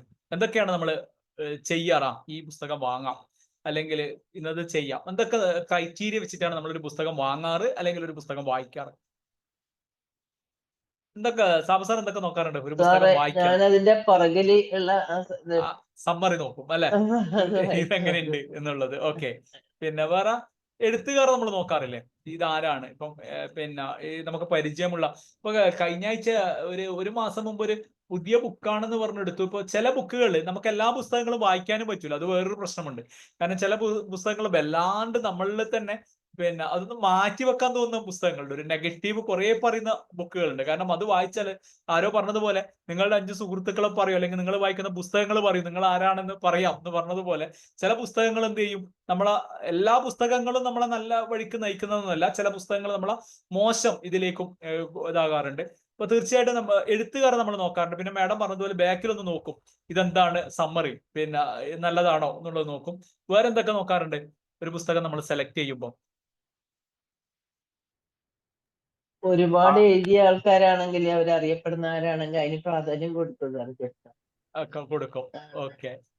പിന്നെ കൂടുതൽ വായിക്കുന്ന പുസ്തകങ്ങൾ, കൂടുതൽ തവണ പ്രസിദ്ധീകരണം, കൂടുതൽ എഡിഷൻസ് അത്ര ആയി എന്ന് പറഞ്ഞത്. പിന്നെ ആരെങ്കിലും റെഫറൻസ് ഒക്കെ തന്നാൽ ഇന്ന പുസ്തകങ്ങൾ വായിക്കണം എന്ന് പറഞ്ഞാല് അത് നമ്മൾ നോക്കാറുണ്ട്. പക്ഷേ നിരൂപണങ്ങൾ നോക്കാറുണ്ട്. നിരൂപണങ്ങൾ നോക്കും, ആ പുസ്തകം അത് നോക്കുമ്പോ വായിക്കണം എന്ന് തോന്നാറുണ്ട് ചില ബുക്കുകളൊക്കെ. അതെ, ഈടെ വായിച്ച അതെ നന്നായിട്ട് കഴിഞ്ഞ വർഷം എനിക്ക് തോന്നുന്നു നന്നായിട്ട് പോയ ഒരു ബുക്കാണ്. പിന്നെ നമ്മളുടെ പുള്ളിനെ ഞാൻ കോണ്ടാക്ട് ചെയ്യുന്നതാണ്, റാം കെയർ ഓഫ് ആനന്ദിയും അതുപോലെ തന്നെ ഒരു അബ്ബാസിന്റെ ബുക്ക്. അബ്ബാസിനെ ഞാൻ ഇടയ്ക്ക് കോണ്ടാക്ട് ചെയ്യുന്നതാണ്. പിന്നെ അബ്ബാസ് കഴിഞ്ഞ പ്രാവശ്യം ഒരു 3-4 നല്ല ബുക്കുകൾ എഴുതിയിട്ടുണ്ടായിരുന്നു. പിന്നെ അബ്ബാസിനെ ഞാൻ കഴിഞ്ഞ ഡിസംബറിലാണ് ഞാൻ വായിച്ചത്. എന്തുകൊണ്ടാണ് അത്രയും ഓർമ്മിക്കാൻ കാരണം എന്ന് വെച്ചാൽ, പിന്നെ ഓഡിറ്റിങ്ങിന്റെ ഒക്കെ തിരക്കിലാണ് ആ പുസ്തകം വായിച്ചത്. അതായത് പിന്നെ ഉന്മാദം പ്രണയം ആ എന്നുള്ള ഒരു പുസ്തകം. അതെ പക്ഷെ അതെ ശരിക്കും പറഞ്ഞാല് പിന്നെ അത് വായിക്കാനുള്ള ഒരു റീസൺ, ഫേസ്ബുക്കിൽ ഒരു കൊട്ടേഷൻ വന്നു. ഇത് വായിച്ചപ്പോ ഇതുവരെ വായിച്ച മോട്ടിവേഷൻ ബുക്കൊക്കെ വേസ്റ്റ് ആണെന്ന് തോന്നി. കാരണം പിന്നെ ആ ഒരു പുസ്തകത്തിൽ അബ്ബാസിന്റെ ആ ഒരു പുസ്തകം വായിച്ചപ്പോ ഇതുവരെ വായിച്ച മോട്ടിവേഷൻ ബുക്കൊന്നും അല്ല യഥാർത്ഥ ജീവിതം. ശരിക്കും പറഞ്ഞാല് വായിക്കേണ്ട ബുക്കാണ്. ഞാൻ ആ പുസ്തകം വായിക്കുമ്പോൾ ഓരോ ദിവസവും രാത്രി ഞാൻ അബ്ബാസിന് മെസ്സേജ് അയക്കുമായിരുന്നു, സാറേ ഇത് ഞാൻ വായിച്ചു. പിന്നെ അദ്ദേഹത്തിന്റെ നമ്പർ ആ ബുക്കിൽ ഉണ്ടായിരുന്നു. അപ്പോ പിന്നെ എങ്ങനെ ഒരു 2-3 ചാപ്റ്റർ ചിലപ്പോഴൊക്കെ നമ്മൾ കരഞ്ഞു പോകും. കാരണം ഇതാണ് യഥാർത്ഥ ജീവിതം എന്ന് തോന്നുന്നത്. അദ്ദേഹത്തിന്റെ എല്ലാ ജീവിതാനുഭവങ്ങളാണ്. പിന്നെ അദ്ദേഹത്തിന്റെ ഈ ഒരു SLC പരീക്ഷയ്ക്ക് എനിക്ക് തോന്നുന്നു മാതൃഭൂമിയിൽ വന്ന ഒരു ലേഖനമുണ്ട്. അദ്ദേഹത്തിന്റെ മകന് വലിയ മാർക്കൊന്നും കിട്ടിയില്ല. അപ്പൊ അദ്ദേഹം മകനോട് പറയുന്ന ഒരു കാര്യമുണ്ട്, പിന്നെ അവന് വലിയ മാർക്കൊന്നും കിട്ടിയില്ല എങ്കിലും അവൻ വീട്ടിൽ വരുന്ന പൂച്ചക്ക് ഭക്ഷണം കൊടുക്കാറുണ്ട്. പിന്നെ അവന് അപ്പൊ കാരണം ഞാൻ അവനെ ഒരു നല്ല മനുഷ്യനായിട്ടാണ് വളർത്തുന്നത്. അല്ലാണ്ട് പിന്നെ അതുകൊണ്ട് ഞാൻ അവനെ ഒരു നല്ല, കാരണം A+ A ഗ്രേഡ് എല്ലാറ്റിലും A ഗ്രേഡ് കിട്ടിയത് കൊണ്ടല്ല ഞാൻ പറയുന്നത്. അവൻ വീട്ടിൽ വരുന്ന പൂച്ചക്കും അല്ലെങ്കിൽ പക്ഷികൾക്ക് വെള്ളം കൊടുക്കാനുള്ള മനസ്സവൻ കാണിക്കാറുണ്ട്. കാരണം അബ്ബാസിന പിന്നെ ഒരുപക്ഷെ പിന്നെ ജീവിതത്തിന്റെ യാഥാർത്ഥ്യം, കാരണം ഒരു ബാത്റൂം കഴുകാൻ പോകുന്ന സീനൊക്കെ ഒരു ഇതും ഇല്ലാണ്ടൊക്കെ പോകുന്ന ഇതൊക്കെ ആ പുസ്തകത്തിൽ വരച്ചു കാട്ടിയിട്ടുണ്ട് ഒരു എഴുത്തുകാരന്റെ. അപ്പൊ ഞാൻ അത് പിന്നെ ആ പുസ്തകം വായിക്കുമ്പോൾ രാത്രി ആയാലും എപ്പോഴും മെസ്സേജ് അയക്കും. അപ്പൊ എന്നോട് പറയാറുണ്ട്, സാറെന്ന് വിളിക്കാൻ പാടില്ല, നീ എന്നെ ഇക്കാന്ന് വിളിക്കാം എന്ന് പറയും. പിന്നെ എന്നോട് ചോദിച്ചതിന്റെ ഏജ് എത്രയാണ്, ഞാൻ ഏജ് പറഞ്ഞപ്പോ എന്നോട് ചോദിച്ചു, എനിക്ക് എന്നെ ഇക്കാന്ന് വിളിക്കാം, സാറെന്ന് വിളിക്കുവാണെങ്കിൽ ഈ സംഭാഷണം ഇവിടെ നിർത്തണം എന്ന് പറയും. അപ്പൊ ഞാൻ എപ്പോഴും പിന്നെ ഞാൻ ഒരു പ്രാവശ്യം എവിടെയോ അബ്ബാസിന്റെ ഒരു ബുക്ക് പിന്നെ അവതരിപ്പിച്ചുകൊണ്ടിരിക്കുമ്പോൾ ഞാൻ പറഞ്ഞു, ഞാനിപ്പോ നിങ്ങളുടെ ബുക്കാണ് ഞാൻ സംസാരിച്ചു കൊണ്ടിരിക്കുന്നത്.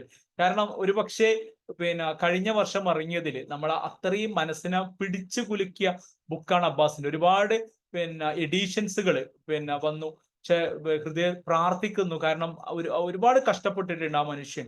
പിന്നെ ഇങ്ങനെ എഴുത്ത് നല്ല പലരും പറയാറുണ്ട് ബഷീറിന്റെ വേറൊരു, കാരണം നമ്മൾ ബഷീറിനെയാണ് ഇങ്ങനെ കണ്ടത്, കാരണം വലിയ ഒരു ഇതൊക്കെ. അബ്ബാസിന്റെ ഒരു ഇത് നമ്മൾ നോക്കുവാണെങ്കിൽ അദ്ദേഹം ആക്ച്വലി ജനിച്ചതൊക്കെ കേരളത്തിന് പുറത്താണ്. പിന്നെ വലിയ മലയാളം കൈകാര്യം ചെയ്യാൻ അറിയില്ലെങ്കിലും അദ്ദേഹത്തിന്റെ ഭാഷ വളരെ സൗന്ദര്യമുള്ള ഭാഷയാണ്. അപ്പൊ തീർച്ചയായും പറ്റുമെങ്കിൽ അബ്ബാസിന്റെ പുസ്തകങ്ങൾ വായിക്കണം.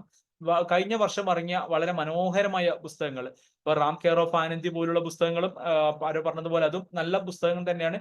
കാരണം പിന്നെ ഒരു പക്ഷേ ഇപ്പം എഴുത്തിന്റെ ഒരു വേറൊരു മേഖലയാണെന്ന് പറയും. ഇപ്പൊ അധികം സാഹിത്യം ഇല്ലെങ്കിലും പിന്നെ ആ ഒരു ശൈലി, ഇപ്പം റാം കെയർ ഓഫ് ആനന്ദി ഒക്കെ പോലുള്ള പുസ്തകങ്ങളൊക്കെ നമുക്ക് പറഞ്ഞു തരുന്നത് അങ്ങനെയുള്ള, കാരണം നമ്മൾ ഇപ്പൊ അധികം സാഹിത്യം നോക്കുന്നില്ല, നമ്മളെ പിടിച്ചിരുത്താൻ പറ്റുന്ന പുസ്തകങ്ങളാണ് നമ്മൾ പ്രധാനമായിട്ടും നോക്കുന്നത്. അതുപോലെ തന്നെ ബെന്യാമിന്റെ ആടുജീവിതം ഒരുപാട് പിന്നെ മനസ്സിനെ ഒരുപക്ഷെ ആ പുസ്തകം പിന്നെ ഇപ്പം അത് സിനിമയും കണ്ടു. പിന്നെ പക്ഷെ ആ വായന, ഞാൻ ആ എറണാകുളത്ത് നിന്ന് ലൈബ്രറിയിൽ നിന്ന് എടുത്തിട്ട് ആടുജീവിതം എന്ന് പറഞ്ഞപ്പോ ഇതെന്താണെന്ന് അറിയാൻ വേണ്ടി ഒന്ന് വായിച്ചു നോക്കിയത്. പക്ഷേ പല സ്ഥലങ്ങളിലും നമ്മൾ വായിക്കുമ്പോൾ ആ പുസ്തകം അവിടെ മാറ്റി വെക്കുന്നുണ്ട്, ഇനി ഇതാവൂല എന്നുള്ളത്. പക്ഷേ ഒരു 5 മിനിറ്റിനുള്ളിൽ ആ പുസ്തകം വീണ്ടും നമ്മളെ അട്രാക്ട് ചെയ്യുന്നുണ്ട്, ആ പുസ്തകം എടുക്കാൻ വേണ്ടി എന്നുള്ളത്. എനിക്ക് ഒരുപാട് എക്സ്പീരിയൻസ് ആണ് ബെന്യാമിന്റെ ആടുജീവിതം വായിക്കുമ്പോൾ. ഇനി ഇതിങ്ങ് മുന്നോട്ട് പോവില്ല എന്ന് പറഞ്ഞിട്ട് പുസ്തകം അങ്ങോട്ട് മാറ്റി വെക്കും. കാരണം അത്രക്കും തീഷ്ണമായ അനുഭവങ്ങളാണ് ബെന്യാമിൻ പറയുന്നത്. ഇതാവില്ല എന്ന് പറഞ്ഞിട്ട് മാറ്റി വെക്കും. പിന്നീട് ഒരു 5 മിനിറ്റ് കഴിയുമ്പോൾ അങ്ങോട്ടും ഇങ്ങോട്ടും പോകുമ്പോൾ ആ പുസ്തകം എടുക്കാൻ ആദ്യം തോന്നും. അന്ന് രാത്രി ഒരു 3-3.5 മണിക്കൂർ കൊണ്ട് എനിക്ക് തോന്നുന്നു എല്ലാവരും ഒരു പക്ഷേ ആടുജീവിതം വായിച്ച എല്ലാവരും ഒരു ഇരിപ്പിന് വായിച്ചു തീർത്ത പുസ്തകമാണെന്ന് തോന്നുന്നു ആടുജീവിതം. ഞാൻ മാത്രമല്ല, ഞാൻ സംസാരിച്ചപ്പോൾ എല്ലാവരും എന്നോട് പറഞ്ഞത് ഞാനും അങ്ങനെയായിരുന്നു. കുറെ സമയത്തൊക്കെ അങ്ങോട്ട് മാറ്റി വെച്ചിട്ടുണ്ടായിരുന്നു. പിന്നെ അത് ആദ്യം ആ പുസ്തകം എന്നെ ആകർഷിക്കുന്ന പോലെ ഫീൽ ചെയ്തു, വീണ്ടും വായിച്ചു എന്നുള്ളതാണ്. ഇടപെട്ടോട്ടെ സാറേ, ബെന്യാമിന്റെ ആടുജീവിതം ഉണ്ടല്ലോ സാറേ, ഞാനാണ് പുസ്തകം വീട്ടിലേക്ക് കൊണ്ടുവന്നത്. എനിക്ക് തോന്നുന്നു 2012 ഏത് കൊല്ലം എന്ന് എനിക്ക് ശരിക്കും ഓർമ്മയുണ്ടെന്നല്ലേ ഇപ്പൊ. അപ്പൊ കൊണ്ടുവന്നിട്ടാകുമ്പോ എനിക്ക് ഡൽഹിയിൽ ഒരു ട്രെയിനിങ് ആയിരുന്നു ഒരാഴ്ച. അപ്പൊ ഞാൻ പറഞ്ഞു, അപ്പൊ ഹസ്ബൻഡ് പറഞ്ഞു ന്യൂഡൽഹിക്ക് ഞങ്ങൾക്ക് കണ്ടില്ല, ഞാനും വരുന്നെന്ന് പറഞ്ഞു. അപ്പൊ നല്ല ട്രെയിനിലെല്ലാം ബുക്ക് ചെയ്ത് കണ്ണൂരിൽ നിന്നാണ് ട്രെയിൻ. എനിക്ക് ഭയങ്കര സന്തോഷം, രണ്ടുപേരും പോകുമ്പോ വളരെ നല്ല ഉഷാറിൽ പോവാൻ. ഈ പുസ്തകം എന്റെ ആ ബാഗിൽ ഉണ്ടായിരുന്നു സാറേ. ഹസ്ബൻഡ് ഈ പുസ്തകം വായിക്കാൻ തുടങ്ങി, എന്നോട് ഒരക്ഷരം മിണ്ടുന്നില്ല സാറേ ട്രെയിനിന്ന്. എല്ലാം കഴിഞ്ഞിട്ടാകുമ്പോ ആ പുസ്തകം താഴെ വെക്കുന്നു. അതാ പുസ്തകത്തിന്റെ ഒരു ഞാനൊന്ന് പറഞ്ഞോട്ടെ, പറയൂ. ഈ വായിച്ചവരെല്ലാരും പറയണത് കയ്യിൽ നിന്ന് താഴെ വെക്കാതെ ഒരു ചെറിയ പുസ്തകമാണല്ലോ, അതെ. വളരെ എളുപ്പത്തിൽ വായിച്ചു തീർന്നു. ആ. എനിക്ക് പക്ഷെ നേരെ തിരിച്ചുണ്ടായത് ട്ടോ. ഞാൻ ആ. ഏറ്റവും സമയമെടുത്ത് വായിച്ചത് ആ ബുക്കാ. കാരണം എനിക്കത് വായിക്കാൻ കഴിയുന്നില്ലായിരുന്നു. ഒരു ഓക്കെ. പേജ് വായിച്ചാല് പിന്നെ ഒരു ഭയങ്കര വിഷമത്തിലാവും. അങ്ങനെ പിന്നെ അത് എടുക്കാനൊരു ധൈര്യം കിട്ടാൻ തന്നെ കുറെ സമയം എടുക്കും. അങ്ങനെ കുറെ സമയം എടുത്തിട്ടാണ് ഞാനത് വായിച്ചത്. പക്ഷെ വായിച്ചവരൊക്കെ പറഞ്ഞിട്ടോ ഞങ്ങൾക്ക് വളരെ കുറച്ച് സമയം മതിയായിരുന്നു അത് വായിക്കാൻ. Yes yes. എല്ലാവരും എനിക്ക് തോന്നുന്നു ഏതാണ്ട് എല്ലാവരും പിന്നെ ഒരു ദിവസം കൊണ്ട് തന്നെ അത് വായിച്ചു തീർത്തിട്ടുണ്ട് എന്നാണ് തോന്നുന്നത്. കാരണം ഒരു 3-4 മണിക്കൂറിനുള്ളിൽ വായിച്ചു തീർത്ത ആ പുസ്തകം. കാരണം അത് അങ്ങോട്ടേക്ക് മാറ്റി വെച്ചാൽ നജീബ് എവിടെയാ ഉള്ളേ എന്നൊരു ചോദ്യം നമ്മളെ മനസ്സിൽ ആദ്യം ചോദിക്കുന്നുണ്ടെന്ന് തോന്നുന്നത്. ആദ്യം അതുകൊണ്ട് എടുത്ത് നോക്കും. പിന്നെ ഈ ഫൈനാൻസിന്റെ ഒക്കെ ക്ലാസ് എടുക്കുമ്പോൾ ഞാൻ പലപ്പോഴും പറയാറുണ്ട് ആടുജീവിതത്തിന്റെ കഥ. അതായത് നമുക്ക് ആടുജീവിതമായാലും പിന്നെ ഒരു 2 ആഴ്ച മുമ്പ് ഒരു ബുക്ക് റിവ്യൂ കണ്ടിട്ടുണ്ടായിരുന്നു. ഒരു ആഫ്രിക്കയിലുള്ള ഒരാൾക്ക് പിന്നെ ചെയ്യാത്ത കുറ്റത്തിന് ശിക്ഷിക്കപ്പെട്ട ഒരു പുസ്തകം. അപ്പോ അതിൽ ആടുജീവിതത്തിന്റെയും ഇതിന്റെയൊക്കെ നമ്മൾ നോക്കുമ്പോൾ നമുക്ക് അർഹതപ്പെട്ടത് എങ്ങനെ, ഇപ്പൊ നജീബിന്റെ കഥകളൊക്കെ എടുത്ത് നോക്കുവാണെങ്കിൽ നമുക്കറിയാം ഒരു 3 വർഷമോ 4 വർഷമാറ്റോ അദ്ദേഹത്തിന് ഒരു പൈസ പോലും ഇല്ലാതെ സൗദി അറേബ്യയിൽ അദ്ദേഹത്തിന് ജീവിക്കേണ്ടി വന്നു എന്നുള്ളതാണ്. കാരണം ഒരുപാട് ഇതുണ്ട്. പക്ഷേ പിന്നെ അത് വന്നപ്പോ നമ്മളൊരു ആത്മാർത്ഥമായിട്ട് എന്തെങ്കിലും ചെയ്യുമ്പോൾ തിരിച്ചു വന്നപ്പോ ദൈവം അദ്ദേഹത്തിന് വേണ്ടി പിന്നെ കരുതി വെച്ചിട്ടുണ്ടായിരുന്നു. ഇപ്പൊ സിനിമയായാലും അതായാലും. കാരണം അത്രയൊക്കെയാണോ പുള്ളിക്ക് അവിടെ നഷ്ടപ്പെട്ടത് അതൊക്കെ തിരിച്ചു കൊടുക്കുന്ന പോലെ നമുക്ക് അർഹതപ്പെട്ടത് നമുക്ക് തിരിച്ചു തരുന്നുള്ള ഒരു പ്രകൃതിയുടെ ഒരു ഇത് ആണെന്ന് തോന്നാറുണ്ട് പലപ്പോഴും. കാരണം അത് അദ്ദേഹം അദ്ദേഹത്തിന്റെ തെറ്റുകൊണ്ടല്ല, അദ്ദേഹം ആത്മാർത്ഥമായി ഇവിടെ വർക്ക് ചെയ്തു.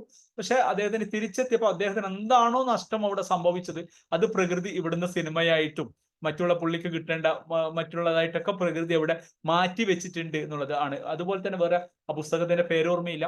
30 വർഷം ചെയ്യാത്ത കുറ്റത്തിന് പിന്നെ അറസ്റ്റ് ചെയ്തു തിരിച്ചു വന്നപ്പോ അദ്ദേഹം ഇന്ന് അറിയപ്പെടുന്ന മോട്ടിവേഷണൽ സ്പീക്കറാണ്. കാരണം എത്രയാണോ അദ്ദേഹത്തിന് നഷ്ടമായത് ജീവിതം കൊണ്ട് അതൊക്കെ ഇന്ന് പ്രകൃതി കൊടുക്കുന്നു. അപ്പൊ ഞാനിത് സംസാരിച്ചുകൊണ്ടിരിക്കുമ്പോൾ വൈഫ് പറഞ്ഞു 30 കൊല്ലം നഷ്ടമായില്ല അദ്ദേഹത്തിന് എന്ന് പറയുമ്പോൾ ഞാൻ പറഞ്ഞത് 30 കൊല്ലം നഷ്ടമായെന്ന് അദ്ദേഹം ഇന്ന് ജീവിച്ചിരിക്കുന്ന അദ്ദേഹത്തിന്റെ ഒരു ട്രെയിനിങ് പ്രോഗ്രാം പിന്നെ ആഫ്രിക്കയിലൊക്കെ നടക്കുകയാണെങ്കിൽ വളരെ കൂടുതൽ ജനങ്ങളും അദ്ദേഹത്തിന് ആ ഒരു ഇമേജ്, അതായത് പ്രകൃതി അതൊക്കെ തിരിച്ച് കൊടുക്കും. നമ്മൾ എന്തെങ്കിലും ചെയ്താൽ അർഹതപ്പെട്ടതൊക്കെ നമുക്ക് പ്രകൃതി തരും എന്നുള്ളതാണ് നജീബ് ഇങ്ങനെയുള്ള കഥാപാത്രങ്ങളൊക്കെ നമുക്കറിയാതെ പറഞ്ഞു തരുന്ന ചില കാര്യങ്ങൾ എന്ന് തോന്നാറുണ്ട്.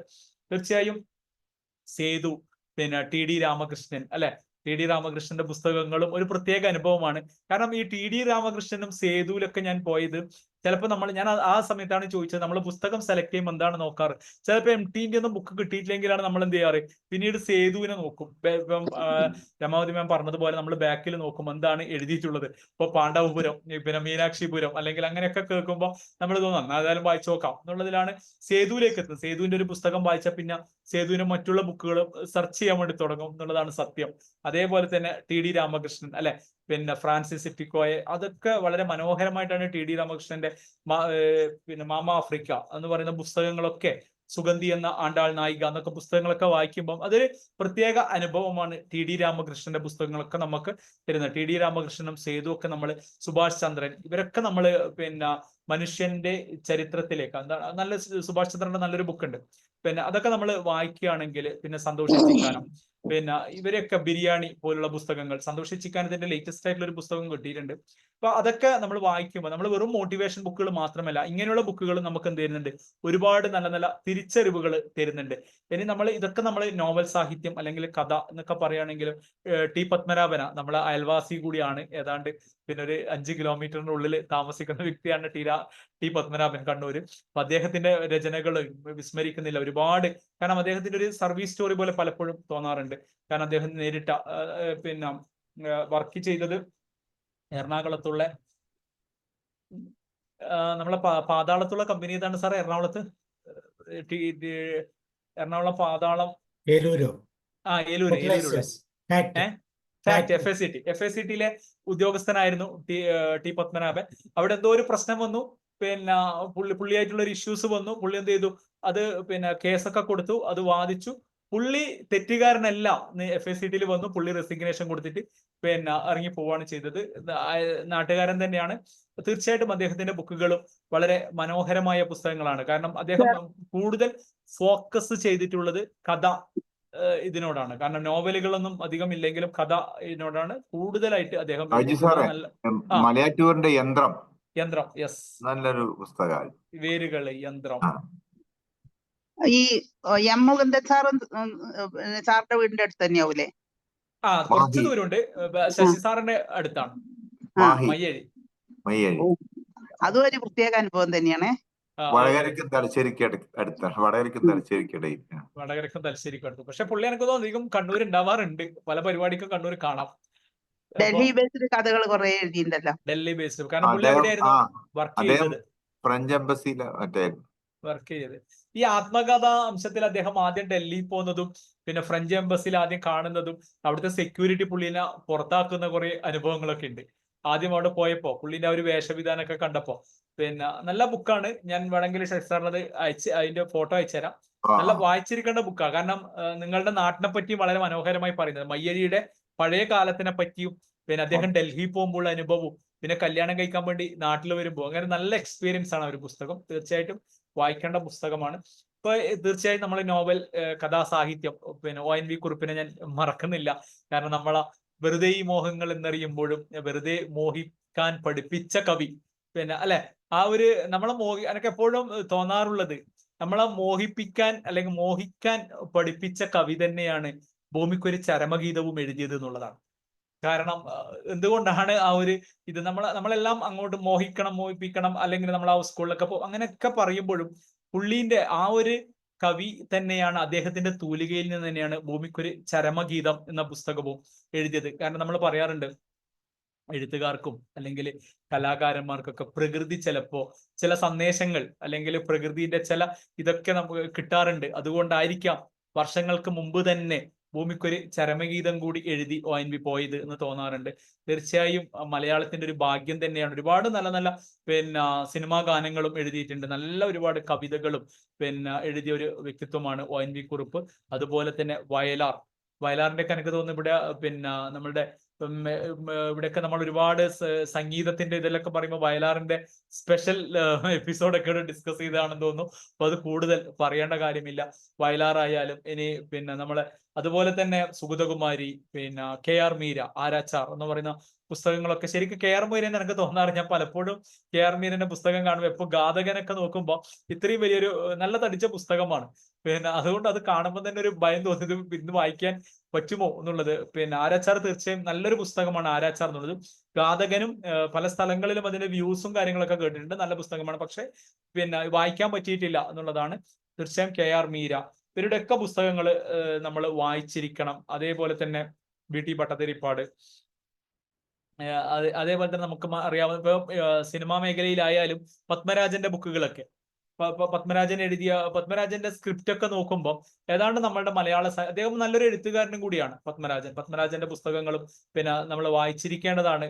അതേപോലെ തന്നെ ലോഹിതദാസ്. കാരണം സിനിമ ഇതായാലും അദ്ദേഹത്തിന്റെ രചനകളും നമ്മളുടെ സാഹിത്യ സൃഷ്ടികളോട് തന്നെ കടപിടിക്കുന്ന വിധത്തിലുള്ള തന്നെയാണ് അദ്ദേഹത്തിന്റെ രചനകളായാലും ഉണ്ടാകാറ്. അപ്പോൾ ഒരുപാട് നന്ദി. എനിക്ക് തോന്നുന്നു സമയമായി, ഏതാണ്ട് 8 മണിക്കോടടുത്തു.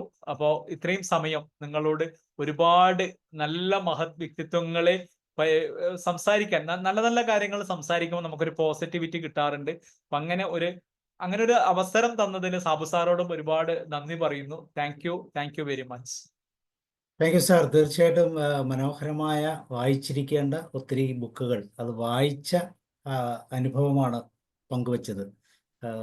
ബൈജു സാറിനോട് ചേർന്ന് പലരും പങ്കുവച്ചു. അപ്പോൾ ഈ അനുഭവങ്ങൾ വീണ്ടും വായിക്കാനുള്ള പ്രചോദനം ഇനിയും വായിച്ച് അതിൻ്റെ സാരാംശമോ അല്ലെങ്കിൽ അതിനെക്കുറിച്ച് എന്തെങ്കിലും പറയാനുണ്ടെങ്കിൽ തീർച്ചയായിട്ടും പറയാം. Thank you Baiju sir. വളരെ സന്തോഷം. കാരണം വലിയൊരു അനുഭവമാണ്. കാരണം എല്ലാ കഥകളും വായിച്ചിട്ടില്ല അല്ലെങ്കിൽ ആ പുസ്തകങ്ങളും വായിച്ചിട്ടില്ല. പക്ഷെ വായിക്കാനൊരു ഇൻസ്പിറേഷൻ, ഇപ്പം ഒരു മോട്ടിവേഷൻ സ്റ്റോറിയുടെ കാര്യം പറയുമ്പോഴും ബൈജു സാർ അങ്ങനെ തന്നെയാണ് പറയുന്ന ബുക്കുകളൊക്കെ നമ്മൾ വായിക്കണമെന്ന് തോന്നിപ്പോകുന്ന തരത്തിൽ അത്ര മനോഹരമായിട്ട് പ്രസന്റ് ചെയ്യും. Thank you very much sir. ആർക്കെങ്കിലും കൂടുതൽ ഷെയർ ചെയ്യാനുണ്ടോ? എന്തെങ്കിലും? Shaji sir, Vincent sir, Anilkumar sir, Tommy sir. Okay, Sasikumar സാറിൽ നിന്ന് തുടങ്ങാം. ശശികുമാർ സാർ തുടങ്ങിയോ? നമസ്കാരം സാബു സാർ. ബൈജു സാറിന്റെ വായിച്ച പുസ്തകങ്ങൾ പരിചയപ്പെടുത്തുന്ന ഇതിലൂടെ കുറെ പുസ്തകം ഞാൻ വാങ്ങിയിട്ടുണ്ട്. അപ്പോ സാറിന്റെ ഇന്നത്തെ ഈ പ്രസന്റേഷൻ അത് ഒരു പഴയകാലം ഒരു 45 വർഷത്തിനപ്പുറമൊക്കെയുള്ള ഒരു വായനയുടെ ലോകത്തിലേക്ക് തിരിച്ച് കൊണ്ടുപോകാൻ കഴിഞ്ഞു എന്നുള്ളതാണ്. കാരണം ആ സമയത്തൊക്കെ വായിച്ച പുസ്തകങ്ങള് ഇപ്പോ മയ്യഴിപ്പുഴയുടെ തീരങ്ങളായാലും ഹരിദ്വാരിൽ മണികൾ മുഴങ്ങുന്നു അങ്ങനെയുള്ള പുസ്തകങ്ങളൊക്കെ ആ സമയത്ത്, പിന്നെ ഡൽഹി, ഇതൊക്കെ ആ സമയത്ത്, അതുപോലെ തന്നെ ഒ വി വിജയന്റെ ഖസാക്കിന്റെ ഇതിഹാസം വായനക്ക് ഇവിടെ കടന്നുപോയ പുസ്തകങ്ങളാണ്. അതൊക്കെ ഒന്നുകൂടി ഓർമ്മിക്കാൻ വൈജു സാറിന്റെ ഈ സെഷൻ സഹായിച്ചു. പിന്നെ പുതിയ കുറെ എഴുത്തുകാരിപ്പം രാം കെയർ ഓഫ് ആനന്ദിയും ഏറ്റവും പ്രിയപ്പെട്ട എന്നോട് എന്നുള്ള പുസ്തകവും അബ്ബാസിന്റെ പുസ്തകവും ഒക്കെ ഇപ്പം ധാരാളം വായിക്കപ്പെടുന്ന പുസ്തകങ്ങളാണ്. ഏതായാലും നല്ല വൈജു സാറിന് അഭിനന്ദനങ്ങൾ. Thank you Sabu sir. Thank U. Sasikumar സാറെ, എന്തെങ്കിലും ബുക്കുകൾ സാറിന്റെ അനുഭവത്തിൽ വായിക്കണമെന്ന് തോന്നുന്നുണ്ടെങ്കിൽ പറയും. വായിച്ചിരിക്കും. ഇനി അത് നോട്ട് ചെയ്തോളാം. കാരണം നമ്മള് അങ്ങനെ ഒരു അല്ലേ, നമ്മൾ വായിക്കുന്നവർക്ക് ഒരു ഇൻസ്പിറേഷൻ. എനിക്ക് ആ ബുക്ക് തീർച്ചയായിട്ടും നിങ്ങൾ ഇപ്പോൾ ബൈജു സാർ എത്ര ബുക്കുകളാണ് തീർച്ചയായിട്ടും വായിച്ചിട്ടുണ്ട്. ഇന്ന ബുക്ക് വായിച്ചില്ലെങ്കിൽ അത് മോശമാണ്, അത് പറയുന്ന പോലെ. Okay, thank you sir. Roy sir. സാറേ, പണ്ട് ചെറുപ്പത്തിൽ ഒത്തിരി ബുക്കുകൾ വായിക്കുമായിരുന്നു. അപ്പൊ അന്ന് കൂടുതലായിട്ടുള്ളത് ഈ പൊൻകുന്നം വർക്കിയും മുട്ടത്ത് വർക്കിയുടെ ഒക്കെ കഥകളാണ്, നോവലുകൾ. പിന്നെ അങ്ങനെയൊക്കെ വന്ന് പിന്നെ ഇടയ്ക്ക് പലരും ബുക്കുകളെ കുറിച്ച് പറയുമ്പോൾ എടുത്തു വായിക്കും ഇത്. അപ്പൊ അങ്ങനെയൊക്കെ വായിച്ചു മറന്ന ബുക്കുകളെ കുറിച്ചൊന്ന് ഓർമ്മിക്കുന്നതിനും അതിലെ ചില കാര്യങ്ങളൊക്കെ വീണ്ടും ഒന്ന് റീകളക്ട് ചെയ്യുന്നതിനും അവസരം ഉണ്ടാക്കി തന്ന ബൈജു സാറിന് വളരെയധികം അഭിനന്ദനങ്ങൾ. കാരണം ഇതെല്ലാം ഇന്നലത്തെ ഒത്തിരി പഴയതാണെങ്കിൽ ഇന്നത്തെ പോലെ തന്നെയൊക്കെ ഇപ്പോഴും ഓർക്കുന്ന ഒരു കറന്റ് ഇതിനെ പോലെ തോന്നുന്ന ഒരു അനുഭൂതിയായിരുന്നു. എം ടി വാസുദേവൻ നായരുടെ നോവൽ വായിക്കുന്നതിനേക്കാളും കൂടുതൽ സിനിമകളിലൂടെ കണ്ടിട്ടുണ്ട്. അപ്പൊ അദ്ദേഹത്തിന്റെ ഒക്കെ ഓരോ എഴുത്തുകാരുടെയും താല്പര്യങ്ങളും അതിന്റെ സ്റ്റൈലും എല്ലാം ഒന്നോടെ ഒന്ന് റീകളക്ട് ചെയ്യാൻ അവസരം തന്ന ബൈജു ഭാസ്കരൻ സാറിന് വളരെയധികം അഭിനന്ദനം. Thank you sir. Thank you very much. Okay, Baiju sir പോണോ? ഇല്ല, പ്രശ്നമില്ല. ഓക്കെ, ദെൻ ടോമി സാർ അല്ലെങ്കിൽ ഷീല മാം, ഉഷ മാം ഒക്കെ പറയും. ഓമന ടീച്ചർ, നമ്മൾ വായിച്ച ബുക്കുകളെ കുറിച്ചോ ബൈജു സാർ പറഞ്ഞതിനെ കുറിച്ചൊക്കെ ആകാം.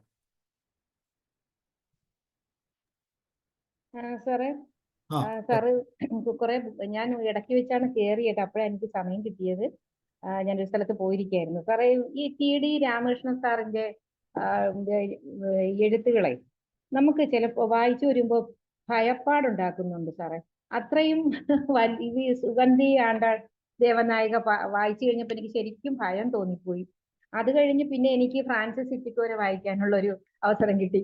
അപ്പൊ അത് വായിച്ചപ്പോ അതിനേക്കാൾ പേടിക്കുന്നു. ഈ നരമാംസമൊക്കെ ഇങ്ങനെ ഒരു കൃതിയിലും ഇത്രയും ബീഭത്സമായിട്ടൊന്നും ജയിച്ചിട്ടില്ലല്ലോ സാറേ. അതുപോലെ തന്നെയല്ലേ ഭ്രമയുഗം അദ്ദേഹത്തിൻ്റെതല്ലേ? അതെ, ആ ഫിലിമിലൊക്കെ മമ്മൂട്ടി ആ ഇറച്ചിയൊക്കെ ഈ പിന്നെ ബ്രാഹ്മണനായിട്ടുള്ള ആളത് കഴിക്കുന്നതൊക്കെ കാണുമ്പോൾ നമുക്കുണ്ടാകുന്ന ഒരു അസ്വസ്ഥത. ഇങ്ങനെയൊക്കെ എഴുതാൻ ഇദ്ദേഹത്തിന് എവിടെ നിന്നായിരിക്കും സാറേ? എന്തെങ്കിലും അനുഭവങ്ങളിൽ നിന്നാണല്ലോ നമ്മൾ എഴുത്തു വരുന്നത്. അപ്പോൾ അത് എന്തായിരിക്കും ഇദ്ദേഹത്തിന്? ഇദ്ദേഹം ഒരു എനിക്ക് തോന്നുന്നു റെയിൽവേയിൽ നിന്ന് റിട്ടയർ ചെയ്ത ആളാണ്, പാലക്കാടുകാരനാണ്. ഞാൻ കുറച്ചു നാൾ പാലക്കാട് വർക്ക് ചെയ്തപ്പോഴാണ് അവിടെ നിന്ന് എനിക്ക് ഇങ്ങനെ യാദൃച്ഛികമായിട്ട് ഇങ്ങനെ സുഗന്ധിയുടെ ബുക്ക് കിട്ടിയത്. അത് കഴിഞ്ഞപ്പോൾ പിന്നെ ഇട്ടിപ്പുരയുടെ കിട്ടി. അപ്പൊ ഇതൊക്കെ വായിക്കാൻ പറ്റുന്നില്ല. കുറച്ച് വായിച്ചു കഴിയുമ്പോൾ തന്നെ നമ്മൾ വല്ലാത്തൊരു മാനസികാവസ്ഥയിലേക്ക് പോകുന്നുണ്ട്. ഇദ്ദേഹത്തിന് ഇത്രയും ഇങ്ങനെ എഴുതാനുള്ള ഒരു കിട്ടിയിട്ടുള്ള പ്രചോദനം അല്ലെങ്കിൽ ഒരു അറ്റ്മോസ്ഫിയർ എവിടെ നിന്നായിരിക്കും കിട്ടിയിട്ടുണ്ടാവുക? ശീലാമൻ പറഞ്ഞത് കറക്റ്റാ. കാരണം ഫ്രാൻസിസ് സിറ്റിക്കോയൊക്കെ വായിക്കുമ്പോ പിന്നെ ആ ഒരു രാത്രിയൊക്കെ പോയിട്ടാ മറ്റേ അവരുടെ ഇതൊക്കെ വരുന്നല്ലുള്ള ഒരു റൂമിൽ പൂട്ടിയിടുന്ന ഒരു സിറ്റുവേഷൻസ് ഒക്കെ ഉണ്ട്. അതൊക്കെ വായിക്കുമ്പോ ശരിക്കും പറഞ്ഞാൽ ഒരു അതുപോലെ തന്നെ മാമ ആഫ്രിക്ക പിന്നെ വേറൊരു ഇതാണ്. കാരണം ടി.ഡി. രാമകൃഷ്ണന്റെ പുസ്തകങ്ങള് മാമ ആഫ്രിക്ക വായിച്ചാൽ നമുക്ക് മനസ്സിലാകുന്നത് കുറച്ച് ഭീകരമാണ് അദ്ദേഹത്തിന്റെ എഴുത്ത്. കാരണം വായിക്കുമ്പോ പിന്നെ അതിനോട് നമുക്കൊന്ന് അറ്റാച്ച് ചെയ്ത് പോവാൻ തോന്നാറില്ല എന്നുള്ളത് ഒരു സത്യസന്ധമായ കാര്യമാണ്. പിന്നെ പക്ഷെ അദ്ദേഹത്തിന്റെ ഒരു എഴുത്തുകാരൻ എന്നുള്ള നിലയിൽ ചിലപ്പോ നമ്മളെ ആ ഒരു ലെവലിലേക്ക് അദ്ദേഹത്തിന് കൊണ്ടുപോകാൻ പറ്റുന്നുണ്ടെന്നുള്ളതാണ്. പക്ഷെ അത് അദ്ദേഹത്തിന്റെ എഴുത്തിന്റെ ഒരു ഇപ്പം എനക്ക് ഞാനൊരു ഒരു എഴുത്തുകാരനെയും ഞാൻ ഇതാക്കി പറഞ്ഞല്ല. ചില ബുക്കുകൾ പിന്നെ നമ്മൾ വായിക്കുമ്പോൾ നമുക്കത് ഒരു ഇതാക്കി അണ്ടർ എസ്റ്റിമേറ്റ് ചെയ്ത് പറയുന്നില്ല. ഇപ്പൊ ബാറ്റൻ ബോസിന്റെ ഒരു ബുക്ക് ഞാൻ എക്സാമ്പിൾ പോലെ പറഞ്ഞാണ്. ചിലപ്പോൾ നമുക്കൊരു ഈ MT പിന്നെ അല്ലെങ്കിൽ നമ്മൾ VKN അവരൊക്കെ നമ്മൾ വായിച്ച് ശീലമുള്ളവർക്ക്, നമ്മളിപ്പോ കോട്ടയം പുഷ്പ അല്ലെങ്കിൽ അങ്ങനെയുള്ള ഒരു അണ്ടർ എസ്റ്റിമേറ്റ് ചെയ്യുന്നതല്ലേ, പിന്നെ അവരെ ബുക്ക് വായിക്കുമ്പോൾ നമുക്ക് അത് നമുക്ക് അങ്ങനെ തോന്നില്ല ഇതെന്താന്ന്, നമ്മളൊരു വിരസത തോന്നും. പക്ഷേ TD രാമകൃഷ്ണൻ നമ്മളങ്ങനെ ആ ഒരു വിരസത നമ്മളെ തോന്നിപ്പിക്കുന്നില്ല എന്നുള്ളത് വേറൊരു കാര്യമാണ് അതിന്റെ. കാരണം ഈ എഴുത്തിന്റെ ഒരു ഭയാനകത ഉണ്ട് എന്നുള്ളത് സത്യസന്ധമായ കാര്യമാണ്. പക്ഷേങ്കില് ആ ഒരു എഴുത്തിന്റെ ശൈലിയിലെ നമ്മളെ പിടിച്ചിരുത്തുന്നുമുണ്ട് TD രാമകൃഷ്ണൻ. നമുക്കൊരു അതിശയം തോന്നുന്ന എഴുതാം. മാമ ആഫ്രിക്ക മാഡം വായിക്കണം. അത് വേറൊരു എക്സ്പീരിയൻസ് ആണ് മാമ ആഫ്രിക്ക. കാരണം ഈ ഫ്രാൻസിസ് സിറ്റിക്കോയുടെ അപ്പുറം നിൽക്കുന്ന ഒരു പുസ്തകമാണ് എന്ന് തോന്നാറുണ്ട്. കാരണം അതെനിക്ക് ഇത് വായിച്ചിട്ട് തന്നെ തളർന്നു പോയി സാറേ. പകുതിയൊക്കെ വായിച്ചപ്പോ പിന്നെ അവസാനത്തെ പേജ് വായിക്കുകയായിരുന്നു. അതെ. അതെന്താണെന്നുള്ളത് സത്യം പറഞ്ഞാൽ ഞാനും ആലോചിച്ചൊരു കേസാണ്. കാരണം ഒരു എഴുത്തുകാരൻ പിന്നെ പക്ഷെ വേറൊരു കാര്യം എന്താ പറയുക, ഒരു ചിലപ്പം നമ്മൾ പറയാറില്ല അദ്ദേഹത്തിന്റെ ഒരു ഇമാജിനേഷനിൽ അത് മനസ്സിൽ നിന്ന് കളയാന്നുള്ളതായിരിക്കാം ചിലപ്പോഴൊക്കെ. കാരണം അത്രയും ഭീകരമായ സംഭവങ്ങളൊക്കെ ശരിക്കും അത് നമുക്ക് തോന്നും എന്തുകൊണ്ട് അദ്ദേഹം ഇങ്ങനെയൊക്കെ ചിന്തിക്കുന്നു എന്നുള്ളൊരു ക്വസ്റ്റ്യൻ അവിടെ ഉണ്ട്. പക്ഷെ ഫ്രാൻസിസ് സിറ്റിക്കോ എനിക്ക് തോന്നുന്നു ഒരു പരിധി വരെ പിന്നെ ഒരു റിസർച്ചിന്റെ ഭാഗമായിട്ട് എഴുതിയതാണോ എന്ന് എനിക്കൊരു സംശയം ഉണ്ടത്. കാരണം കുറെയൊക്കെ അതില് പിന്നെ ആരെങ്കിലും അതെനിക്കൊന്നും എന്തോ ഒരു പിന്നെ അങ്ങനെ എന്തോ ഉണ്ട് എന്ന് എനിക്ക് തോന്നുന്നുണ്ട്. കാരണം അതിൽ അദ്ദേഹം എന്തെങ്കിലും കാരണം ആ കുട്ടി വന്നിട്ട് ഒരു റിസർച്ചിന്റെ അതിന്റെ ഒക്കെ എന്തെല്ലോ പറയുന്നുണ്ട്. അതിൽ അത്രത്തോളം സത്യാന്ന് അറിയില്ല. പക്ഷെ എനിക്ക് തോന്നുന്നു അതൊരു കംപ്ലീറ്റ് ഇമാജിനേഷൻ ആണെന്ന് എനിക്ക് തോന്നുന്നില്ല. ചിലപ്പോ മെറ്റീരിയൽ ഉണ്ടാകാം. ഈ സിംഹളരുടെ കാര്യമൊക്കെ സുഗന്ധിയുടെ അതിൽ എഴുതുമ്പോഴേ, ശ്രീലങ്കയുടെ കാര്യമൊക്കെ നമ്മൾ വായിക്കുമ്പോഴേ ഭയങ്കരമായ നമുക്ക് ബുദ്ധിമുട്ട് തോന്നുന്നുണ്ട്. അതെ, തീർച്ചയായിട്ടും അദ്ദേഹത്തിന്റെ ബുക്ക്. പക്ഷെ എനിക്ക് തോന്നുന്നു എന്തോ മെറ്റീരിയലിന്റെ ബേസിൽ തന്നെ പുള്ളി എഴുതുന്നത് എനിക്ക് തോന്നാറുണ്ട്. കാരണം കംപ്ലീറ്റ് ഇമാജിനേഷൻ ആവാൻ ചാൻസ് കുറവാണത്. ഇല്ല, ഈ അറിവുകൾ എവിടെ നിന്നാണ് അദ്ദേഹം ശേഖരിച്ചതെന്ന് നമുക്ക് എപ്പോഴെങ്കിലും കണ്ടെന്ന് ചോദിക്കേണ്ട ഒരു കാര്യമാണ്. ഇത്രയും ഭീകരമായിട്ട് എങ്ങനെയാണ് എഴുതാൻ പറ്റുന്നത് എന്നുള്ളത്. ശരിയാണ്. ഇതിനേക്കാളും വലിയ കഥകളൊക്കെ വായിച്ചു കാണും. ശരിയാ. Thank you sir. ഇതിൻ്റെ അകത്തൊരു ക്രിയേറ്റിവിറ്റിയുടെ ഭാഗമുണ്ടല്ലോ. ക്രിയേറ്റിവിറ്റി നമ്മളിലേക്ക് വരുന്നതിനെ നമുക്ക് റീപ്രൊഡ്യൂസ് ചെയ്യാൻ പറ്റും. അതല്ല, അങ്ങനെ ഇപ്പൊ നമ്മളൊരു എഴുത്തുകാരനില്ല, നമ്മുടെ സിനിമയിൽ എല്ലാം മറ്റേ അഞ്ചാം പാതിരാവൊക്കെ എഴുതിയ പിന്നെ പുള്ളിന്റെ ഇമാനുവൽ പിന്നെ പുള്ളിന്റെ എഴുത്തും ഏതാണ്ട് അതുപോലെയാണ്. മറ്റേ ഗരുഡൻ പിന്നെ എഴുതിയതൊക്കെ ഇങ്ങനത്തെ ബാക്ക്ഗ്രൗണ്ട്. അപ്പൊ പുള്ളി തന്നെ പറയുന്നുണ്ട്, ഞാൻ ഇതിൽ എന്തെങ്കിലും സ്ട്രോങ് കുറഞ്ഞു പോയിട്ടുണ്ടെങ്കിൽ ഞാൻ ഇതുവരെ വായിച്ച എന്റെ ഓതേഴ്സ് ഉണ്ടല്ലോ അവരോട് ഞാൻ ചെയ്യുന്ന ഒരു വഞ്ചനയാണ് എന്നുള്ളത്. ഇപ്പൊ സാബു സാറ് പറഞ്ഞതുപോലെ പിന്നെ കാരണം പുള്ളി വായിക്കുന്നതൊക്കെ ഇങ്ങനത്തെ ത്രില്ലർ ബുക്കാണ്. അപ്പോ ഇതിൽ എന്തെങ്കിലും കുറഞ്ഞു പോയിട്ടുണ്ടെങ്കിൽ ഞാൻ അവരോട് കാണിക്കുന്ന ഒരു ഗുരുനിന്ദിയായിരിക്കും എന്നുള്ളത്. ആ ത്രില്ലർ ബുക്കിൽ നിന്ന് നമുക്ക് പറ്റുന്ന രീതിയിൽ ഉൾക്കൊള്ളുന്ന രീതിയിൽ അതിനെ എന്നിട്ട് അത് തന്നെ നമുക്ക് വളരെ കൂടുതലാണ്. അതെ, അത് കൂടുതലാണ് നമുക്ക്. അല്ല, അത് ശരിയല്ലേ. ഇംഗ്ലീഷ് ഫിലിമൊക്കെ കാണുമ്പോൾ ശ്രദ്ധിച്ചാൽ അറിയാമല്ലോ നമ്മൾ എത്രമാത്രം പേടിച്ചു പോകും. നമ്മൾ മലയാളത്തിൽ അങ്ങനത്തെ ഒരു കോൺസെപ്റ്റുകളൊക്കെ അവിടെ കാണാം. പക്ഷേ ഇംഗ്ലീഷ് ഫിലിം പണ്ട് പേടിച്ച് വിറച്ച് കസേരയെന്നൊക്കെ എഴുന്നേറ്റ് ചെവിയൊക്കെ അടച്ചു പിടിച്ചൊക്കെ ഇരിക്കുന്ന സീനുകളുണ്ടല്ലോ. അപ്പൊ അതിനെ കറക്റ്റുമായിട്ട് മാനിപ്പുലേറ്റ് ചെയ്യാനുള്ള ഒരു കഴിവും കൂടെ ഈ ക്രിയേറ്റിവിറ്റിയുടെ പാർട്ടും കൂടെ ഇതിൻ്റെ അകത്തുണ്ട്. പക്ഷേ എങ്കിൽ ഇപ്പം ഷീല മേഡം പറഞ്ഞതുപോലെ ഇപ്പം നമ്മൾ വായിക്കുമ്പോൾ അങ്ങനെ ഉണ്ടെങ്കിൽ അദ്ദേഹം എഴുതുമ്പോൾ അത്ര അനുഭവിച്ചിട്ടുണ്ടാവും. പിന്നെ വേറൊരു കാര്യമുണ്ട്, ഈ ഡയറക്ടർ എന്ന് പറഞ്ഞ ആൾക്ക് ഈ സീൻസ് ഒന്നും പ്രശ്നമല്ല എന്ന് പറഞ്ഞ് കേട്ടിട്ടില്ലേ? അല്ല, TD രാമകൃഷ്ണൻ എഴുതൂലേ ഇതുള്ളൂ, സിനിമയൊന്നുമില്ല. പക്ഷെ അത് എഴുതുമ്പോ പുള്ളി എത്ര അത് അനുഭവിച്ചിട്ടുണ്ടാകാം. അതിനെ വിഷ്വലൈസ് ചെയ്യുന്നുണ്ടല്ലോ. വിഷ്വലൈസ് ചെയ്യാതെ അതില് പ്രമേയമേ വന്നിട്ടുള്ളൂ സാറേ. ഫിലിമായിട്ട് പ്രമേയമേ വന്നിട്ടുള്ളൂ. അല്ല, മറ്റുള്ളതായാലും ഇപ്പൊ ഫ്രാൻസിസ് സിറ്റിക്കോയ് ആയാലും മാമ ആഫ്രിക്കൊക്കെ എഴുതുമ്പോൾ അദ്ദേഹത്തിന്റെ മൈൻഡിൽ ഒരു ഇമാജിനേഷൻ ഉണ്ടാവുമല്ലോ, പിന്നെ ഇങ്ങനെയൊക്കെയാണെന്നുള്ളത്. അപ്പൊ നമുക്ക് വായിക്കുമ്പോ രാത്രിയെല്ലാം വായിക്കുമ്പോ ഭ്രാന്ത് കയറി ഉറക്കം പോവും. പിന്നെ അപ്പൊ അദ്ദേഹം ഇത് മനസ്സിലിട്ടിട്ട് എത്ര കാലം അദ്ദേഹത്തിന് ഉറക്കം പോയിട്ടുണ്ടാവും എന്നുള്ളതാണ്. അത്രമാത്രം ക്രിയേറ്റിവിറ്റികളുടെ കോമ്പിനേഷൻ ആയിരിക്കും. അദ്ദേഹം പോയ വഴികൾ അല്ലേ സാറേ, അദ്ദേഹം പോയ വഴികൾ എവിടെ കൂടെയൊക്കെ ആണെന്നുള്ളതാണ് നമുക്ക്. അതേപോലെ തന്നെ സേതുവിന്റെ പുസ്തകങ്ങൾ വായിക്കണ്ടേ കേട്ടോ. ഈ പാണ്ഡവപുരം പിന്നെ അതൊരു പിന്നെ നമുക്കൊരു സിനിമ കാണുന്ന ഒരു ഫീല് വരും. ഒരു മീനാക്ഷിപുരം എന്നൊക്കെ പറഞ്ഞ ആരുടെ സാറേ? സേതു സേതു. പാണ്ഡവപുരം എന്നൊക്കെ പറഞ്ഞ പുസ്തകമുണ്ട്. അതിന് 2 ഭാഗമുണ്ട്. നമുക്ക് സത്യം പറഞ്ഞാൽ ഒരു സിനിമേന്റെ ആ ഒരു പിന്നെ നല്ലൊരു ഫീല് വരുന്ന ഒരു ബുക്കാണ്. നല്ല എഴുത്തുമാണ്. നമ്മൾ ആ ഒരു ഇമാജിനേഷനിൽ വിഷ്വലൈസേഷൻ ഒക്കെ പക്കാ കൊണ്ടുപോകുന്നതാണ് സേതുവിന്റെ ബുക്ക്. പാണ്ഡവപുരം. ഓക്കെ, വേറെ ആർക്കെങ്കിലും ഷെയർ ചെയ്യാനുണ്ടോ? എനിത്തിങ് സാറേ, സാർ കേട്ട് ഒന്നും പറഞ്ഞില്ലല്ലോ. സാബു സാറേ, പറയും. വൈദ്യം ഭാസ്കർ സാർ, നമസ്കാരം. Yes, ma'am. കാരണം ഇത് പുതിയ നല്ലൊരു സെക്ഷൻ ആയിരുന്നു സാറേ. കാരണം എന്താന്ന് പറഞ്ഞാല് ശരിക്കും പറഞ്ഞാൽ ഞാൻ ഒരു കുറ്റബോധത്തോടു കൂടിയിട്ടാണ് ഇത് കേട്ടത്. ഞാൻ ഒരു അക്ഷരവൈരിനെ പോലെ എനിക്കിപ്പോ വായിക്കാനൊന്നും സമയം കിട്ടാറില്ല. മുമ്പ് കുറെ വായിക്കുന്നുണ്ടായിരുന്നു. അപ്പൊ സാറ് പറഞ്ഞ പോലെ ഒരുപാട് കാര്യങ്ങൾ ഇപ്പൊ സന്തോഷ് ചേച്ചിക്കാനും നമ്മുടെ ജില്ലക്കാരനാണ്. അപ്പൊ സാറിന് ആ ബിരിയാണിയില് എത്ര ഫംഗ്ഷൻ കഴിഞ്ഞാൽ എത്ര ബിരിയാണികൾ ഇങ്ങനെ കുഴിച്ചു മൂടുന്നുണ്ട് സാറ്. ശരിക്കും ചിന്തിപ്പിക്കുന്ന തരത്തിൽ തന്നെ അല്ലേ അത് എഴുത്ത്. അതുപോലെ തന്നെ മാധവിക്കുട്ടി, കമല സുരയ്യ, അവരുടെ ഒരുപാട് ബുക്കുകളുണ്ട്. അവരുടെ എന്റെ കഥ എന്നുള്ള ബുക്ക് ശരിക്കും പച്ചയായിട്ടുള്ള ജീവിതത്തിന്റെ ആ ഒരു എഴുത്താണത്. അതുപോലെ തന്നെ നമ്മുടെ മലയാറ്റൂർ രാമകൃഷ്ണന്റെ യക്ഷി എന്നുള്ള ബുക്ക് മുമ്പ് വായിച്ചിട്ട് ഞാനത് മറന്നു സാറേ. ഒരുപാട് മുമ്പേ വായിച്ചാണ്. പക്ഷെ എന്നെ അത് വീണ്ടും എന്റെ മനസ്സിൽ അത് ആ രംഗങ്ങളിലും ഓർമ്മിപ്പിക്കുന്ന രീതിയിൽ ചൈത്രധാര കൊച്ചിന്റെ ഒരു നാടക മത്സരത്തിന് ഇവിടെ നാടകം കൊണ്ടുവന്നത് സ്നേഹമുള്ള യക്ഷി എന്നാണ് നാടകത്തിന്റെ പേര്. ഒരു വല്ലാത്ത എന്താ പറയുക, ആ മനസ്സിൽ ഇങ്ങനെ ഓരോ രംഗങ്ങൾ. കാരണം ശരിക്കും അവരെല്ലാരും ജീവിക്കുകയായിരുന്നു. നല്ല അഭിനയമായിരുന്നു എല്ലാരും കാഴ്ചവെച്ചത്. അങ്ങനെ ഇപ്പൊ പറഞ്ഞ പോലെ തന്നെ നമ്മളിപ്പോ വായിക്കുമ്പോ നമ്മുടെ സാഹചര്യം ശരിക്കും എല്ലാരും കൂട്ടത്തിൽ ഇരുന്നിട്ട് എല്ലാരും പല രീതിയിൽ TV കാണാം, അല്ലെങ്കിൽ മൊബൈല് നോക്കിക്കൊണ്ടിരിക്കുക. അത് നമ്മൾ ഒരു പുസ്തകം എടുത്ത് വായിക്കുമ്പോൾ നമുക്ക് അത്ര കണ്ടൊരു സുഖം ഉണ്ടാവില്ല. ശരിക്കും രാത്രിയിൽ വായിക്കുകയാണെങ്കിൽ നോവലെല്ലാം നല്ല എന്താ പറയണ്ടേ, ഈ എഫക്ട് ശരിക്കും കിട്ടും.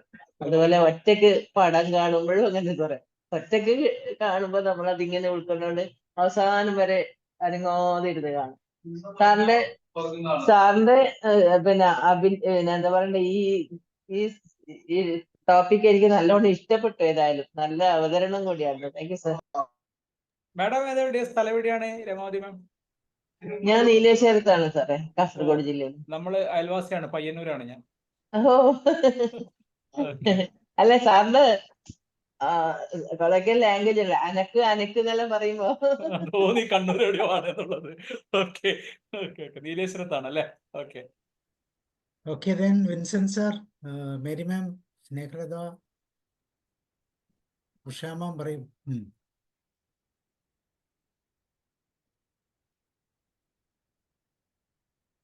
ഉഷ മാം പറയും, വിൻസെന്റ് സാർ പറയും. ഓക്കെ. എനിക്ക് അങ്ങനെ അധികമൊന്നും പറയാനില്ല സാറേ. ഞാൻ പണ്ട് വായിച്ചിട്ടുള്ളത് വിലാസിനി, MT, ONV വായിച്ചിട്ടുണ്ട്, കുറച്ചൊക്കെ വായിച്ചിട്ടുണ്ട്. പിന്നെ ഇത് മറ്റേ വീക്കെൻഡ്, അങ്ങനെ കുറച്ചൊക്കെ വായിച്ചത് നല്ലതാണ്. എനിക്ക് കൂടുതൽ ഞാൻ വായിച്ച ഇതൊന്നുമില്ല. മലയാറ്റൂർ രാമകൃഷ്ണൻ, പിന്നെ ഒരു C രാധാകൃഷ്ണന്റെ നോവല്, സാർ അത് പറഞ്ഞിട്ടില്ലെന്ന് തോന്നുന്നു. C രാധാകൃഷ്ണൻ ഒരു നോവലിസ്റ്റ് ഉണ്ടായിരുന്നു. അദ്ദേഹത്തിന്റെ കുറച്ച് തുടങ്ങിയത് സി രാധാകൃഷ്ണനിലാണ് തുടങ്ങിയത്. സോറി, എന്നാ ഞാൻ കേട്ടില്ല. ഞാൻ വന്നിട്ട് കുറച്ച് ലേറ്റ് ആയിട്ടുണ്ടാകാം. ലേറ്റ് ആയി. അതായത് C രാധാകൃഷ്ണന്റെ ഞാൻ വായിക്കും. വിലാസിനി, വിലാസിനിയുടെ ഫുൾ നെയിം MN എന്താ നേരം എന്നാണ്. വിലാസിനി എന്നുള്ളത് തൂലിക പേരാണ്. അപ്പൊ ആ വിലാസിനിയുടെ ഇത് അങ്ങനെയൊക്കെയാണ് ഞാൻ പണ്ട് വായിച്ചത്. MK Menon, nice. അത് കഴിഞ്ഞ് പിന്നെ ഞാൻ ജംഷഡ്പൂരിലേക്ക് മാറിയതിനു ശേഷം പിന്നെ മലയാളം ബുക്സ് ഒന്നും അധികം കിട്ടാറുണ്ടായി. പിന്നെ അങ്ങനെ മേടിക്കാറുമില്ല, അങ്ങനെ അധികം ഒന്നും നാട്ടിലേക്ക് വരാത്തത് കാരണം. നാട്ടിൽ വരാറില്ലെന്ന് മനസ്സിലായി. പിന്നെ ഇപ്പൊ ബാംഗ്ലൂരാണ്. അപ്പൊ ഇപ്പൊ അധികം ഈ മോട്ടിവേഷണൽ ബുക്സ് ഒക്കെയാണ് മേടിച്ചു വെച്ചിരിക്കണേ. അപ്പൊ എൻ്റെ ലൈബ്രറിയിൽ കുറെ ബുക്സ് ഉണ്ട്, ഒക്കെ ഇംഗ്ലീഷ് ബുക്സ് ആണ്. ഇംഗ്ലീഷിൽ ഞാൻ ഈ ജെയിംസ് ഹാർലി ചേസോ അങ്ങനെയൊക്കെയാണ് തുടങ്ങിയത് ആദ്യം. അപ്പൊ ഈ യക്ഷി ഒരു പറഞ്ഞില്ലേ, അബ്ബാസിന്റെ കാര്യമല്ല, ആരുടെ കാര്യം പറഞ്ഞ് വായിക്കുമ്പോ പേടിക്കുന്നു പറഞ്ഞ അബ്ബാസ് അല്ല. രാമകൃഷ്ണനാണോ? സേതു. അതെ, TD രാമകൃഷ്ണന്റെ കാര്യം പറഞ്ഞപ്പോ ഞാൻ ഓർക്കായിരുന്നു. ഇപ്പൊ ഒരു മാഡം പറഞ്ഞു അദ്ദേഹത്തിന് എവിടെ നിന്നാണ് ഈ എക്സ്പീരിയൻസ് കിട്ടിയത്, എവിടെ നിന്നാണ് ഇത് കിട്ടിയത്. ഒരു ഭാവനയിൽ അതിന് നമ്മുടെ അനുഭവം വേണ്ടതല്ലോ. നമ്മൾ ഭാവനയിൽ നമ്മൾ ചെയ്യുന്ന സമയത്ത് അനുഭവത്തിൽ കൂടെ മാത്രമല്ല എഴുത്തുകാർ എഴുതണത്. ജെയിംസ് ഹാർലി ചേസിന്റെ ബുക്സ് ഞാൻ വായിച്ചത് ഇംഗ്ലീഷിൽ. അത് മുഴുവൻ ക്രിമിനൽ ബുക്സ് ആണ്. ക്രിമിനൽ എന്ന് വെച്ചാൽ ഒരു ക്രിമിനലിന്റെ മൈൻഡ് എങ്ങനെയാണ് വർക്ക് ചെയ്യണം എന്നുള്ളതാണ് വളരെ ക്ലിയർ ആയിട്ട് അതിൽ കാണിക്കുന്നത്. വളരെ ക്ലിയർ ആയിട്ട് എങ്ങനെ ഒരു ക്രിമിനൽ ഒരു കുറ്റകൃത്യം നടത്താം, അതിൽ നിന്ന് എങ്ങനെ രക്ഷപ്പെടാം, അതിൽ നിന്ന് രക്ഷപ്പെടേണ്ടതും അതേ സമയത്ത് വേറെ പോലീസുകാർ അല്ലെങ്കിൽ അവിടുത്തെ മിക്കവാറും US കഥകളാണ്. അപ്പോൾ അവര് CBI അവിടുത്തെ FBI അവരൊക്കെ വന്നിട്ട് അവരെങ്ങനെയാണ് അതിനെ ചേസ് ചെയ്ത് പിടിക്കണമെന്നൊക്കെ എന്നുള്ള കാര്യങ്ങളൊക്കെ വളരെ വ്യക്തമായിട്ടുള്ളതാണ്. ഒരു കുറ്റാന്വേഷണമൊക്കെ നോവൽ പോലെയാണത്. നമ്മൾ കോട്ടയം പുഷ്പനാഥ് ഇവിടെ തുടങ്ങി അതുപോലെ തന്നെ കുറച്ച് കഥകളൊക്കെ. അപ്പൊ ഈ കുറ്റകൃത്യങ്ങളും ഇല്ലെങ്കിൽ അതുപോലത്തെ ഈ ഭയാനകമായിട്ടുള്ള കാര്യങ്ങൾ എഴുതുമ്പോൾ അനുഭവത്തിൽ കൂടെ മാത്രമല്ല നമ്മുടെ ഭാവനയിൽ കൂടെയും അത് എഴുതാൻ പറ്റും. എനിവേ സാറേ, വളരെ കുറെ പുസ്തകങ്ങളെ പറ്റി സാറ് പറഞ്ഞു. ഞാൻ അത് വായിക്കും. അതൊക്കെ കേട്ടപ്പോ കുറെ ബുക്സ് വായിക്കണം എന്നുള്ള ആഗ്രഹം മനസ്സിൽ വന്നിട്ടുണ്ട്. നോക്കട്ടെ. സന്തോഷമായി അല്ലേ? സന്തോഷമായി. ഓക്കെ വിൻസെന്റ് സാറേ, പിന്നെ ഇപ്പൊ മോട്ടിവേഷനിൽ ഇപ്പൊ ഞാൻ അടുത്തായിട്ട് വാങ്ങിയ അത് നന്നായി തോന്നിയ ഒരു ബുക്കാണ്. ചെറിയ ബുക്കാണ്, ദ ആർട്ട് ഓഫ് ലേസിനെസ് എന്നുള്ള ബുക്ക്. പറ്റുമെങ്കിൽ ലേസിനെസ്, അത് നല്ല സാധനം. പിന്നെ ചെറിയ ബുക്കാണ്. അതിന് എഴുതിയാളെ പേര് അതെന്തോ ഒരു കൗൺസിൽ, ലൈബ്രറി കൗൺസിലിന് അങ്ങനെ എന്തോ അതിന് പേര് കൊടുത്തിട്ടുള്ളത്. ചെറിയ ബുക്കാ, പക്ഷെ നല്ല ബുക്കാണ്. അപ്പൊ ലേസിനെസ് ആണ് നമുക്കുള്ളത് ഏറ്റവും വലിയ ഗുണം. ആർട്ട് ഓഫ് ലേസിനെസ്, അത് എങ്ങനെയാണ് പിന്നെ അതിനെ മറികടക്കേണ്ടത് എന്നുള്ളതാണ്. ഇപ്പൊ റീസെന്റ് ആയിട്ട് വായിച്ച സാറ് മോട്ടിവേഷൻ ബുക്ക് വായിച്ചു എന്ന് പറഞ്ഞപ്പോ ഞാൻ പറഞ്ഞാണ്. ആർട്ട് ഓഫ് ലേസിനെസ് എന്ന് വെച്ചാൽ എങ്ങനെ ലേസി ആകാന്നായിരിക്കും അല്ല, അത് എങ്ങനെ മാറ്റാം, സെൽഫ് ഡിസിപ്ലിനെ പറ്റിയൊക്കെ വളരെ മനോഹരമായിട്ട് പറയുന്നത്. ആർട്ട് ഓഫ് ലിവിംഗ് എന്ന് പറഞ്ഞ പോലെ ആർട്ട് ഓഫ് ലേസിനെസ് നല്ല ബുക്കാണ്. പിന്നെ കാരണം അതില് സെൽഫ് ഡിസിപ്ലിന്റെ ഒക്കെ ഒരു ഡെഫിനിഷൻ പറയുന്നുണ്ട്. പിന്നെ നമ്മൾ ഈ സെൽഫ് ഡിസിപ്ലിൻ എന്ന് പറയുമെങ്കിലും അതില് പറയുന്ന വളരെ മനോഹരമായ ഡയലോഗ്. ഇപ്പൊ നമുക്ക് പിന്നെ ഒരു ഇത് തോന്നൂല, സുഖം ഒന്നും തോന്നൂല. ഇപ്പൊ കുറച്ച് ഹാർഡാണെങ്കിലും പിന്നെ നമ്മള് ആ ഒരു ഇതുണ്ടല്ലോ, നല്ലൊരു മനോഹരമായ ഒരു ഇതുണ്ട്. നമുക്ക് വേണമെങ്കിൽ സാബു സാറിന്റെ പ്ലാറ്റ്ഫോമിൽ തന്നെ അതിനെ ബേസ് ചെയ്ത് നമുക്കൊരു സെഷൻ ചെയ്യാം. നമ്മള് 10ാം ക്ലാസ് എഴുതുമ്പോൾ വലിയ ബുദ്ധിമുട്ടായിരുന്നു. ഇപ്പൊ നോക്കിക്കേ 10ാം ക്ലാസ്. അതെ, അതാണ് സെൽഫ് ഡിസിപ്ലിൻ എന്നുള്ളത്. ഇപ്പൊ നിങ്ങൾക്ക് ബുദ്ധിമുട്ടുണ്ടെങ്കിലും പിന്നെ അതാണ് ശരിയായ ഹാപ്പിനെസ് എന്നുള്ള, അതാണ് സെൽഫ് ഡിസിപ്ലിൻ എന്നുള്ള ഒരു ഡെഫിനിഷനിലൊക്കെ പുള്ളി കൊണ്ടുവരുന്നത്. നല്ല ബുക്കാ, ചെറിയ ബുക്കാണ് പിന്നെ, പക്ഷെ നല്ല സാധനം. അതിൽ 2 തരത്തിലുള്ള വേദന നമ്മൾ അനുഭവിക്കണം എന്ന് പറയുന്നുണ്ട്. ഒന്നിക്കല് നമുക്ക് വിൽ പവറിന്റെ വേദന ഉണ്ടാകാം, അല്ലെങ്കിൽ കുറ്റബോധത്തിന്റെ വേദന ഉണ്ടാകും. ഇത് രണ്ടിൽ ഏതെങ്കിലും ഒന്ന് നമ്മൾ സെലക്ട് ചെയ്യണം. ഒന്ന് വിൽ പവറിൻ്റെത് അല്ലെങ്കിൽ കുറ്റബോധത്തിൻ്റെത്. അപ്പൊ അതിൽ ഏത് നിങ്ങൾ സെലക്ട് ചെയ്യുന്നു എന്നുള്ളതാണ് importance. Okay, thank you sir. പറയും.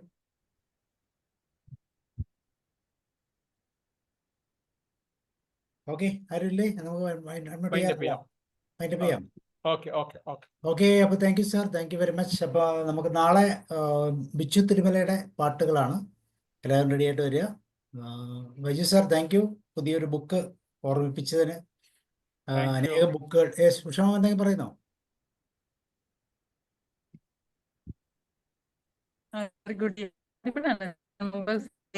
ഇപ്പോ കണക്ഷൻ കിട്ടുന്നില്ലേ? ഹലോ ഹലോ സർ, കേൾക്കുന്നുണ്ടോ? Okay sir. എനിക്ക് ഓക്കെ സർ, താങ്ക് യു. അന്നത്തെ ഒരു സാറിന്റെ അവിചാരിതമായിട്ടോ ഇന്നത്തെ സെഷനിലൂടെ പോയപ്പോ എനിക്ക് എന്റെ ലൈഫിലേക്ക് ഞാൻ തിരിച്ചു പോകുമായിരുന്നു, എന്റെ കുട്ടിക്കാലത്തേക്ക്. സാർ മോന്റെ മുൻപില് സാറ് ബുക്ക് വായിക്കാൻ തുടങ്ങി കഴിഞ്ഞപ്പോൾ കുട്ടികളിലേക്കും അതിൻ്റെ ഒരു എക്സ്പീരിയൻസ് അവരത് ഷെയർ ചെയ്യാനും അവരത് വായിക്കാനും ഒക്കെ തുടങ്ങിയെന്ന് പറഞ്ഞപ്പോൾ എനിക്കും അങ്ങനത്തെ ഒരു ലൈഫ് കുട്ടിക്കാലമാണ് ഉണ്ടായിരുന്നത്. അപ്പോൾ ആ ഒരു കാര്യം ഞാൻ ഓർക്കുമായിരുന്നു. എന്നെ അക്ഷരങ്ങളെ സ്നേഹിക്കാൻ പഠിപ്പിച്ചതും എൻ്റെ അച്ഛനും ആയിരിക്കണം ആണ് എന്ന് ഞാൻ ഉറപ്പിച്ച് പറയുന്നു. അച്ഛനും എൻ്റെ കൂടെ ഇല്ല, പക്ഷെ അന്ന് വളരെ കുട്ടിക്കാലത്ത് തന്നെ ഇങ്ങനെ എൻ്റെ അച്ഛനും അമ്മയും കൂലിപ്പണിക്കാരായിരുന്നു. ഇന്നത്തെ പോലെ 10 മണിക്കോ അല്ല 9 മണിക്കോ ഒന്ന് 3 മണിക്ക് പോകുന്ന പോലെയല്ല. വെളുക്കുമ്പോൾ തന്നെ ഇറങ്ങി പാടത്ത് പണിയെടുക്കണം, ഇരുളുമ്പോഴായിരിക്കും കയറി വരിക. പക്ഷെ എന്നാലും തൊട്ടടുത്ത് ഒരു ചെറിയ ഒരു കുഞ്ഞു മുറിയിൽ കുറേ ബുക്കുകൾ അടുക്കി വെച്ചിട്ടുണ്ടായിരുന്നു, ഒരു പള്ളിയിൽ.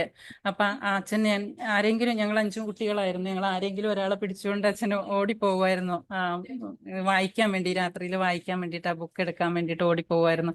വന്നിട്ടായിരുന്നു അദ്ദേഹം കുളിക്കുക പോലും ചെയ്തിട്ടുള്ളത്. അപ്പോൾ അത് ഞാൻ ഓർക്കുമായിരുന്നു. അന്ന് എൻ്റെ ഓർമ്മ വെച്ച നാൾ മുതലേ ഈ MD വാസുദേവൻ നായർ, അതുപോലെ തന്നെ എങ്ങനെയുള്ള കോട്ടയം പുഷ്പനാഥ്, അങ്ങനെയുള്ള എഴുത്തുകാരൊക്കെ ഞങ്ങളുടെ വീട്ടിലെ അതിഥികളായിരുന്നു. ഇവരായിരുന്നു രാത്രി കാലങ്ങളിൽ ഇവരുടെ ബുക്കുകൾ മണ്ണെണ്ണ വിളക്കിൻ്റെ ഇരുവശത്തും ഇരുന്ന് എൻ്റെ അച്ഛനും അമ്മയും ബുക്ക് വായിക്കുന്ന കണ്ടിട്ടാണ് ഞാൻ ഉറങ്ങിയിട്ടുള്ളത്. എൻ്റെ ജീവിതത്തിലെ ഏറ്റവും മനോഹരമായ കാഴ്ചയാണതെന്ന് ഞാൻ ഇപ്പോഴും തിരിച്ചറിയുന്നു. അക്ഷരങ്ങളെ സ്നേഹിക്കാൻ പഠിപ്പിച്ചത് എൻ്റെ അച്ഛനാണെന്ന് പറയാൻ അതാണ് കാരണം. ഇപ്പോഴും ഞാൻ വായനാശീലം എന്നിലുണ്ടെങ്കിൽ, എൻ്റെ മക്കളിലേക്ക് അത് പകർന്നു കൊടുത്തിട്ടുണ്ടെങ്കിൽ എൻ്റെ പേരൻസ് അത് എനിക്ക് നൽകിയത് കൊണ്ട് തന്നെയാണ് സാറേ. ശരിക്കും ഇപ്പോഴും ഒരുപാട് വായിക്കുമ്പോൾ എൻ്റെ അച്ഛൻ്റെ ഒപ്പം ജീവിക്കുന്ന അതേ ഒരു ഫീലാണ് എനിക്ക് തോന്നാറ്.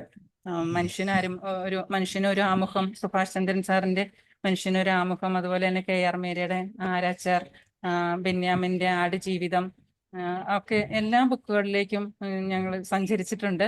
അവരുടെയൊക്കെ ഒരുപാട് അനുഭവങ്ങളിലേക്ക് ഒന്ന് തിരിച്ചു പോകാനും അതിലൂടെ യാത്ര ചെയ്യാനൊക്കെ സാർ എൻ്റെ ഈ ഒരു സെഷൻ ഒരു അവസരമായി. ഒരുപാട് സന്തോഷം. Thank you so much sir. Thank you ma'am, thank you very much. അതുപോലെ ബൈജു സാറിന്റെ മോനെ കൊണ്ട് ഒരു പുസ്തകം ഒന്ന് വായിപ്പിക്കണം. നമുക്കൊരു ഒരു ചെറിയ ഒരു 5 മിനിറ്റോ ഒരു അധ്യായമോ അതൊന്ന് സ്റ്റാർട്ട് ചെയ്യും. ഓട്ടോമാറ്റിക്കായിട്ട് പുള്ളി അത് ഡെവലപ്പ് ചെയ്തു. ചെയ്യണം. അവിടെ നമുക്ക് 2-3 ചാനലുകളുണ്ടല്ലോ, അതെ അതെ, ഗ്രൂപ്പുകളുണ്ടല്ലോ. ജസ്റ്റ് ഒന്ന് ഇടൂ, ചെറുതായിട്ടാണെങ്കിലും ഒരു പാരഗ്രാഫോ ഒക്കെ. അല്ല, അതില് എനിക്ക് ആദ്യമേ അവന്റെ അടുക്ക് ഒരു ഇത് തോന്നിയത്, പിന്നെ ഞാൻ ഈ ബ്രിയാൻ ട്രേസിന്റെ ബുക്കുകൾ വായിക്കുന്നതും കാണാറുണ്ട് ഇടയ്ക്ക്. അപ്പൊ ഞാൻ ഗോൾസ് എന്ന് പറയുന്ന ബുക്ക് എനിക്ക് കിട്ടിയപ്പോ ഓന പേര് വായിച്ചിട്ട് ബ്രിയാൻ ട്രേസി വായിച്ചപ്പോ എന്നോട് എടുത്ത് വായിക്കും, വെച്ചാൽ ഇയാളല്ലേ ഈറ്റ് ദാറ്റ് ഫ്രോഗ് എഴുതിയത്. അപ്പൊ പിന്നെ ഒരു 2-3 കൊല്ലം മുമ്പ് ഒരു 2ാം ക്ലാസ്സിലാണ് പഠിക്കുമ്പോൾ ഞാൻ ഈ ബ്രിയാൻ ട്രേസിന്റെ ഗോൾസ് ഇയാളല്ലേ വെച്ചാ. പിന്നെ അപ്പൊ ഞാൻ വെറുതെ ചോദിച്ചു, പിന്നെ അപ്പൊ 7 ഹാബിറ്റ്സ് എഴുതിയാരാന്ന് ചോദിച്ചു. Stephen R Covey. അപ്പൊ എനിക്ക് തോന്നി ഇവന് തന്നെടുക്കുന്ന ഒബ്സർവ് ചെയ്യുന്നുണ്ട് എന്നുള്ളത്, പിന്നെ നെപ്പോളിയൻ ഹില്ലിനെയും ഒക്കെ മനസ്സിലാക്കി വെച്ചിട്ടുണ്ട് എന്നുള്ളതൊരു സന്തോഷം. അല്ല, അത് ഇപ്പൊ കറക്റ്റായിട്ട് ഡെവലപ്പ് ആകും. കുറച്ച് കഴിഞ്ഞാൽ ചിലപ്പം പല ഡീവിയേഷനിലേക്ക് മൂവ് ചെയ്യും. ഇപ്പൊ നമുക്ക് കറക്റ്റായിട്ട് അതിനെ പാത്ത് ഫ്രെയിം ചെയ്യാൻ പറ്റും. ഓക്കെ, സാറ് ചെയ്യുന്നത് ഇപ്പൊ നല്ല കാര്യമാണ്. ഈ ഒരു പുസ്തകം സമ്മാനം കൊടുക്കുക എന്നുള്ളത്. ഇപ്പൊ പിറന്നാളിനെല്ലാം എന്തെല്ലാം സമ്മാനം കൊടുക്കുന്ന പുസ്തകം, വലിയ കുട്ടിയൊക്കെയാണെങ്കിൽ പുസ്തകം കൊടുത്താൽ മതി. അതുപോലെ UK അവര് പുസ്തകം വായിക്കുന്ന എണ്ണം ഉണ്ടല്ലോ സാറേ. പുസ്തകം കുട്ടികൾ എടുത്ത് വായിക്കും. അതില് ഇത്ര എണ്ണം കൂടുതലുള്ള ആ ക്ലാസ്സിലെ കുട്ടിക്ക് സമ്മാനം കൊടുക്കും, എത്ര വായിച്ചിരുന്നുള്ള രീതിയിൽ. അപ്പൊ വായനയിലേക്ക് കുട്ടികൾ ഓട്ടോമാറ്റിക് ആയിട്ട് വരികയാണ്. ഇവിടെ അങ്ങനെയുള്ള സമ്പ്രദായമൊക്കെ വരണം. ഇല്ലായിരിക്കുന്നില്ല. ഇവിടെ ലൈബ്രറികളിൽ ഏറ്റവും കൂടുതൽ ബുക്ക് എടുത്ത് വായിക്കുന്ന കുട്ടികൾക്ക് സമ്മാനം കിട്ടുന്നില്ലേ? ഇല്ല സാറേ, എല്ലാ സ്ഥലത്തും ഇല്ല. പ്രൊമോട്ട് ചെയ്യുന്നതിന്റെ കുഴപ്പമാണ്. നമ്മള് ഫാമിലിയില് പേരൻസ് അങ്ങനെ ചെയ്യുന്നുണ്ടെങ്കിൽ തീർച്ചയായിട്ടും അത് ചെയ്യും. അവർക്ക് ഒരു ഇൻസ്പിറേഷൻ കിട്ടുമെന്നാണ് നമ്മളിപ്പം ക്ഷമ പറഞ്ഞതിന്റെയും ഒരു കോൺസെപ്റ്റ് അതാണ്. നമ്മൾ മാതൃക കാണിച്ചു കൊടുക്കും. അപ്പൊ സാറിന്റെ മോന്റെ ബുക്ക് വായന കേൾക്കാൻ ഞങ്ങൾ റെഡി ആയിട്ട് കേട്ടോ. ഓക്കെ, തീർച്ചയായിട്ടും നമുക്ക് ചെയ്യാം. Okay, thank U. Thank you sir. എല്ലാവർക്കും നന്ദി, ഒരുപാട് നന്ദി. Thank you. Thank you sir. Good night. Thank you sir. Thank U. Good night.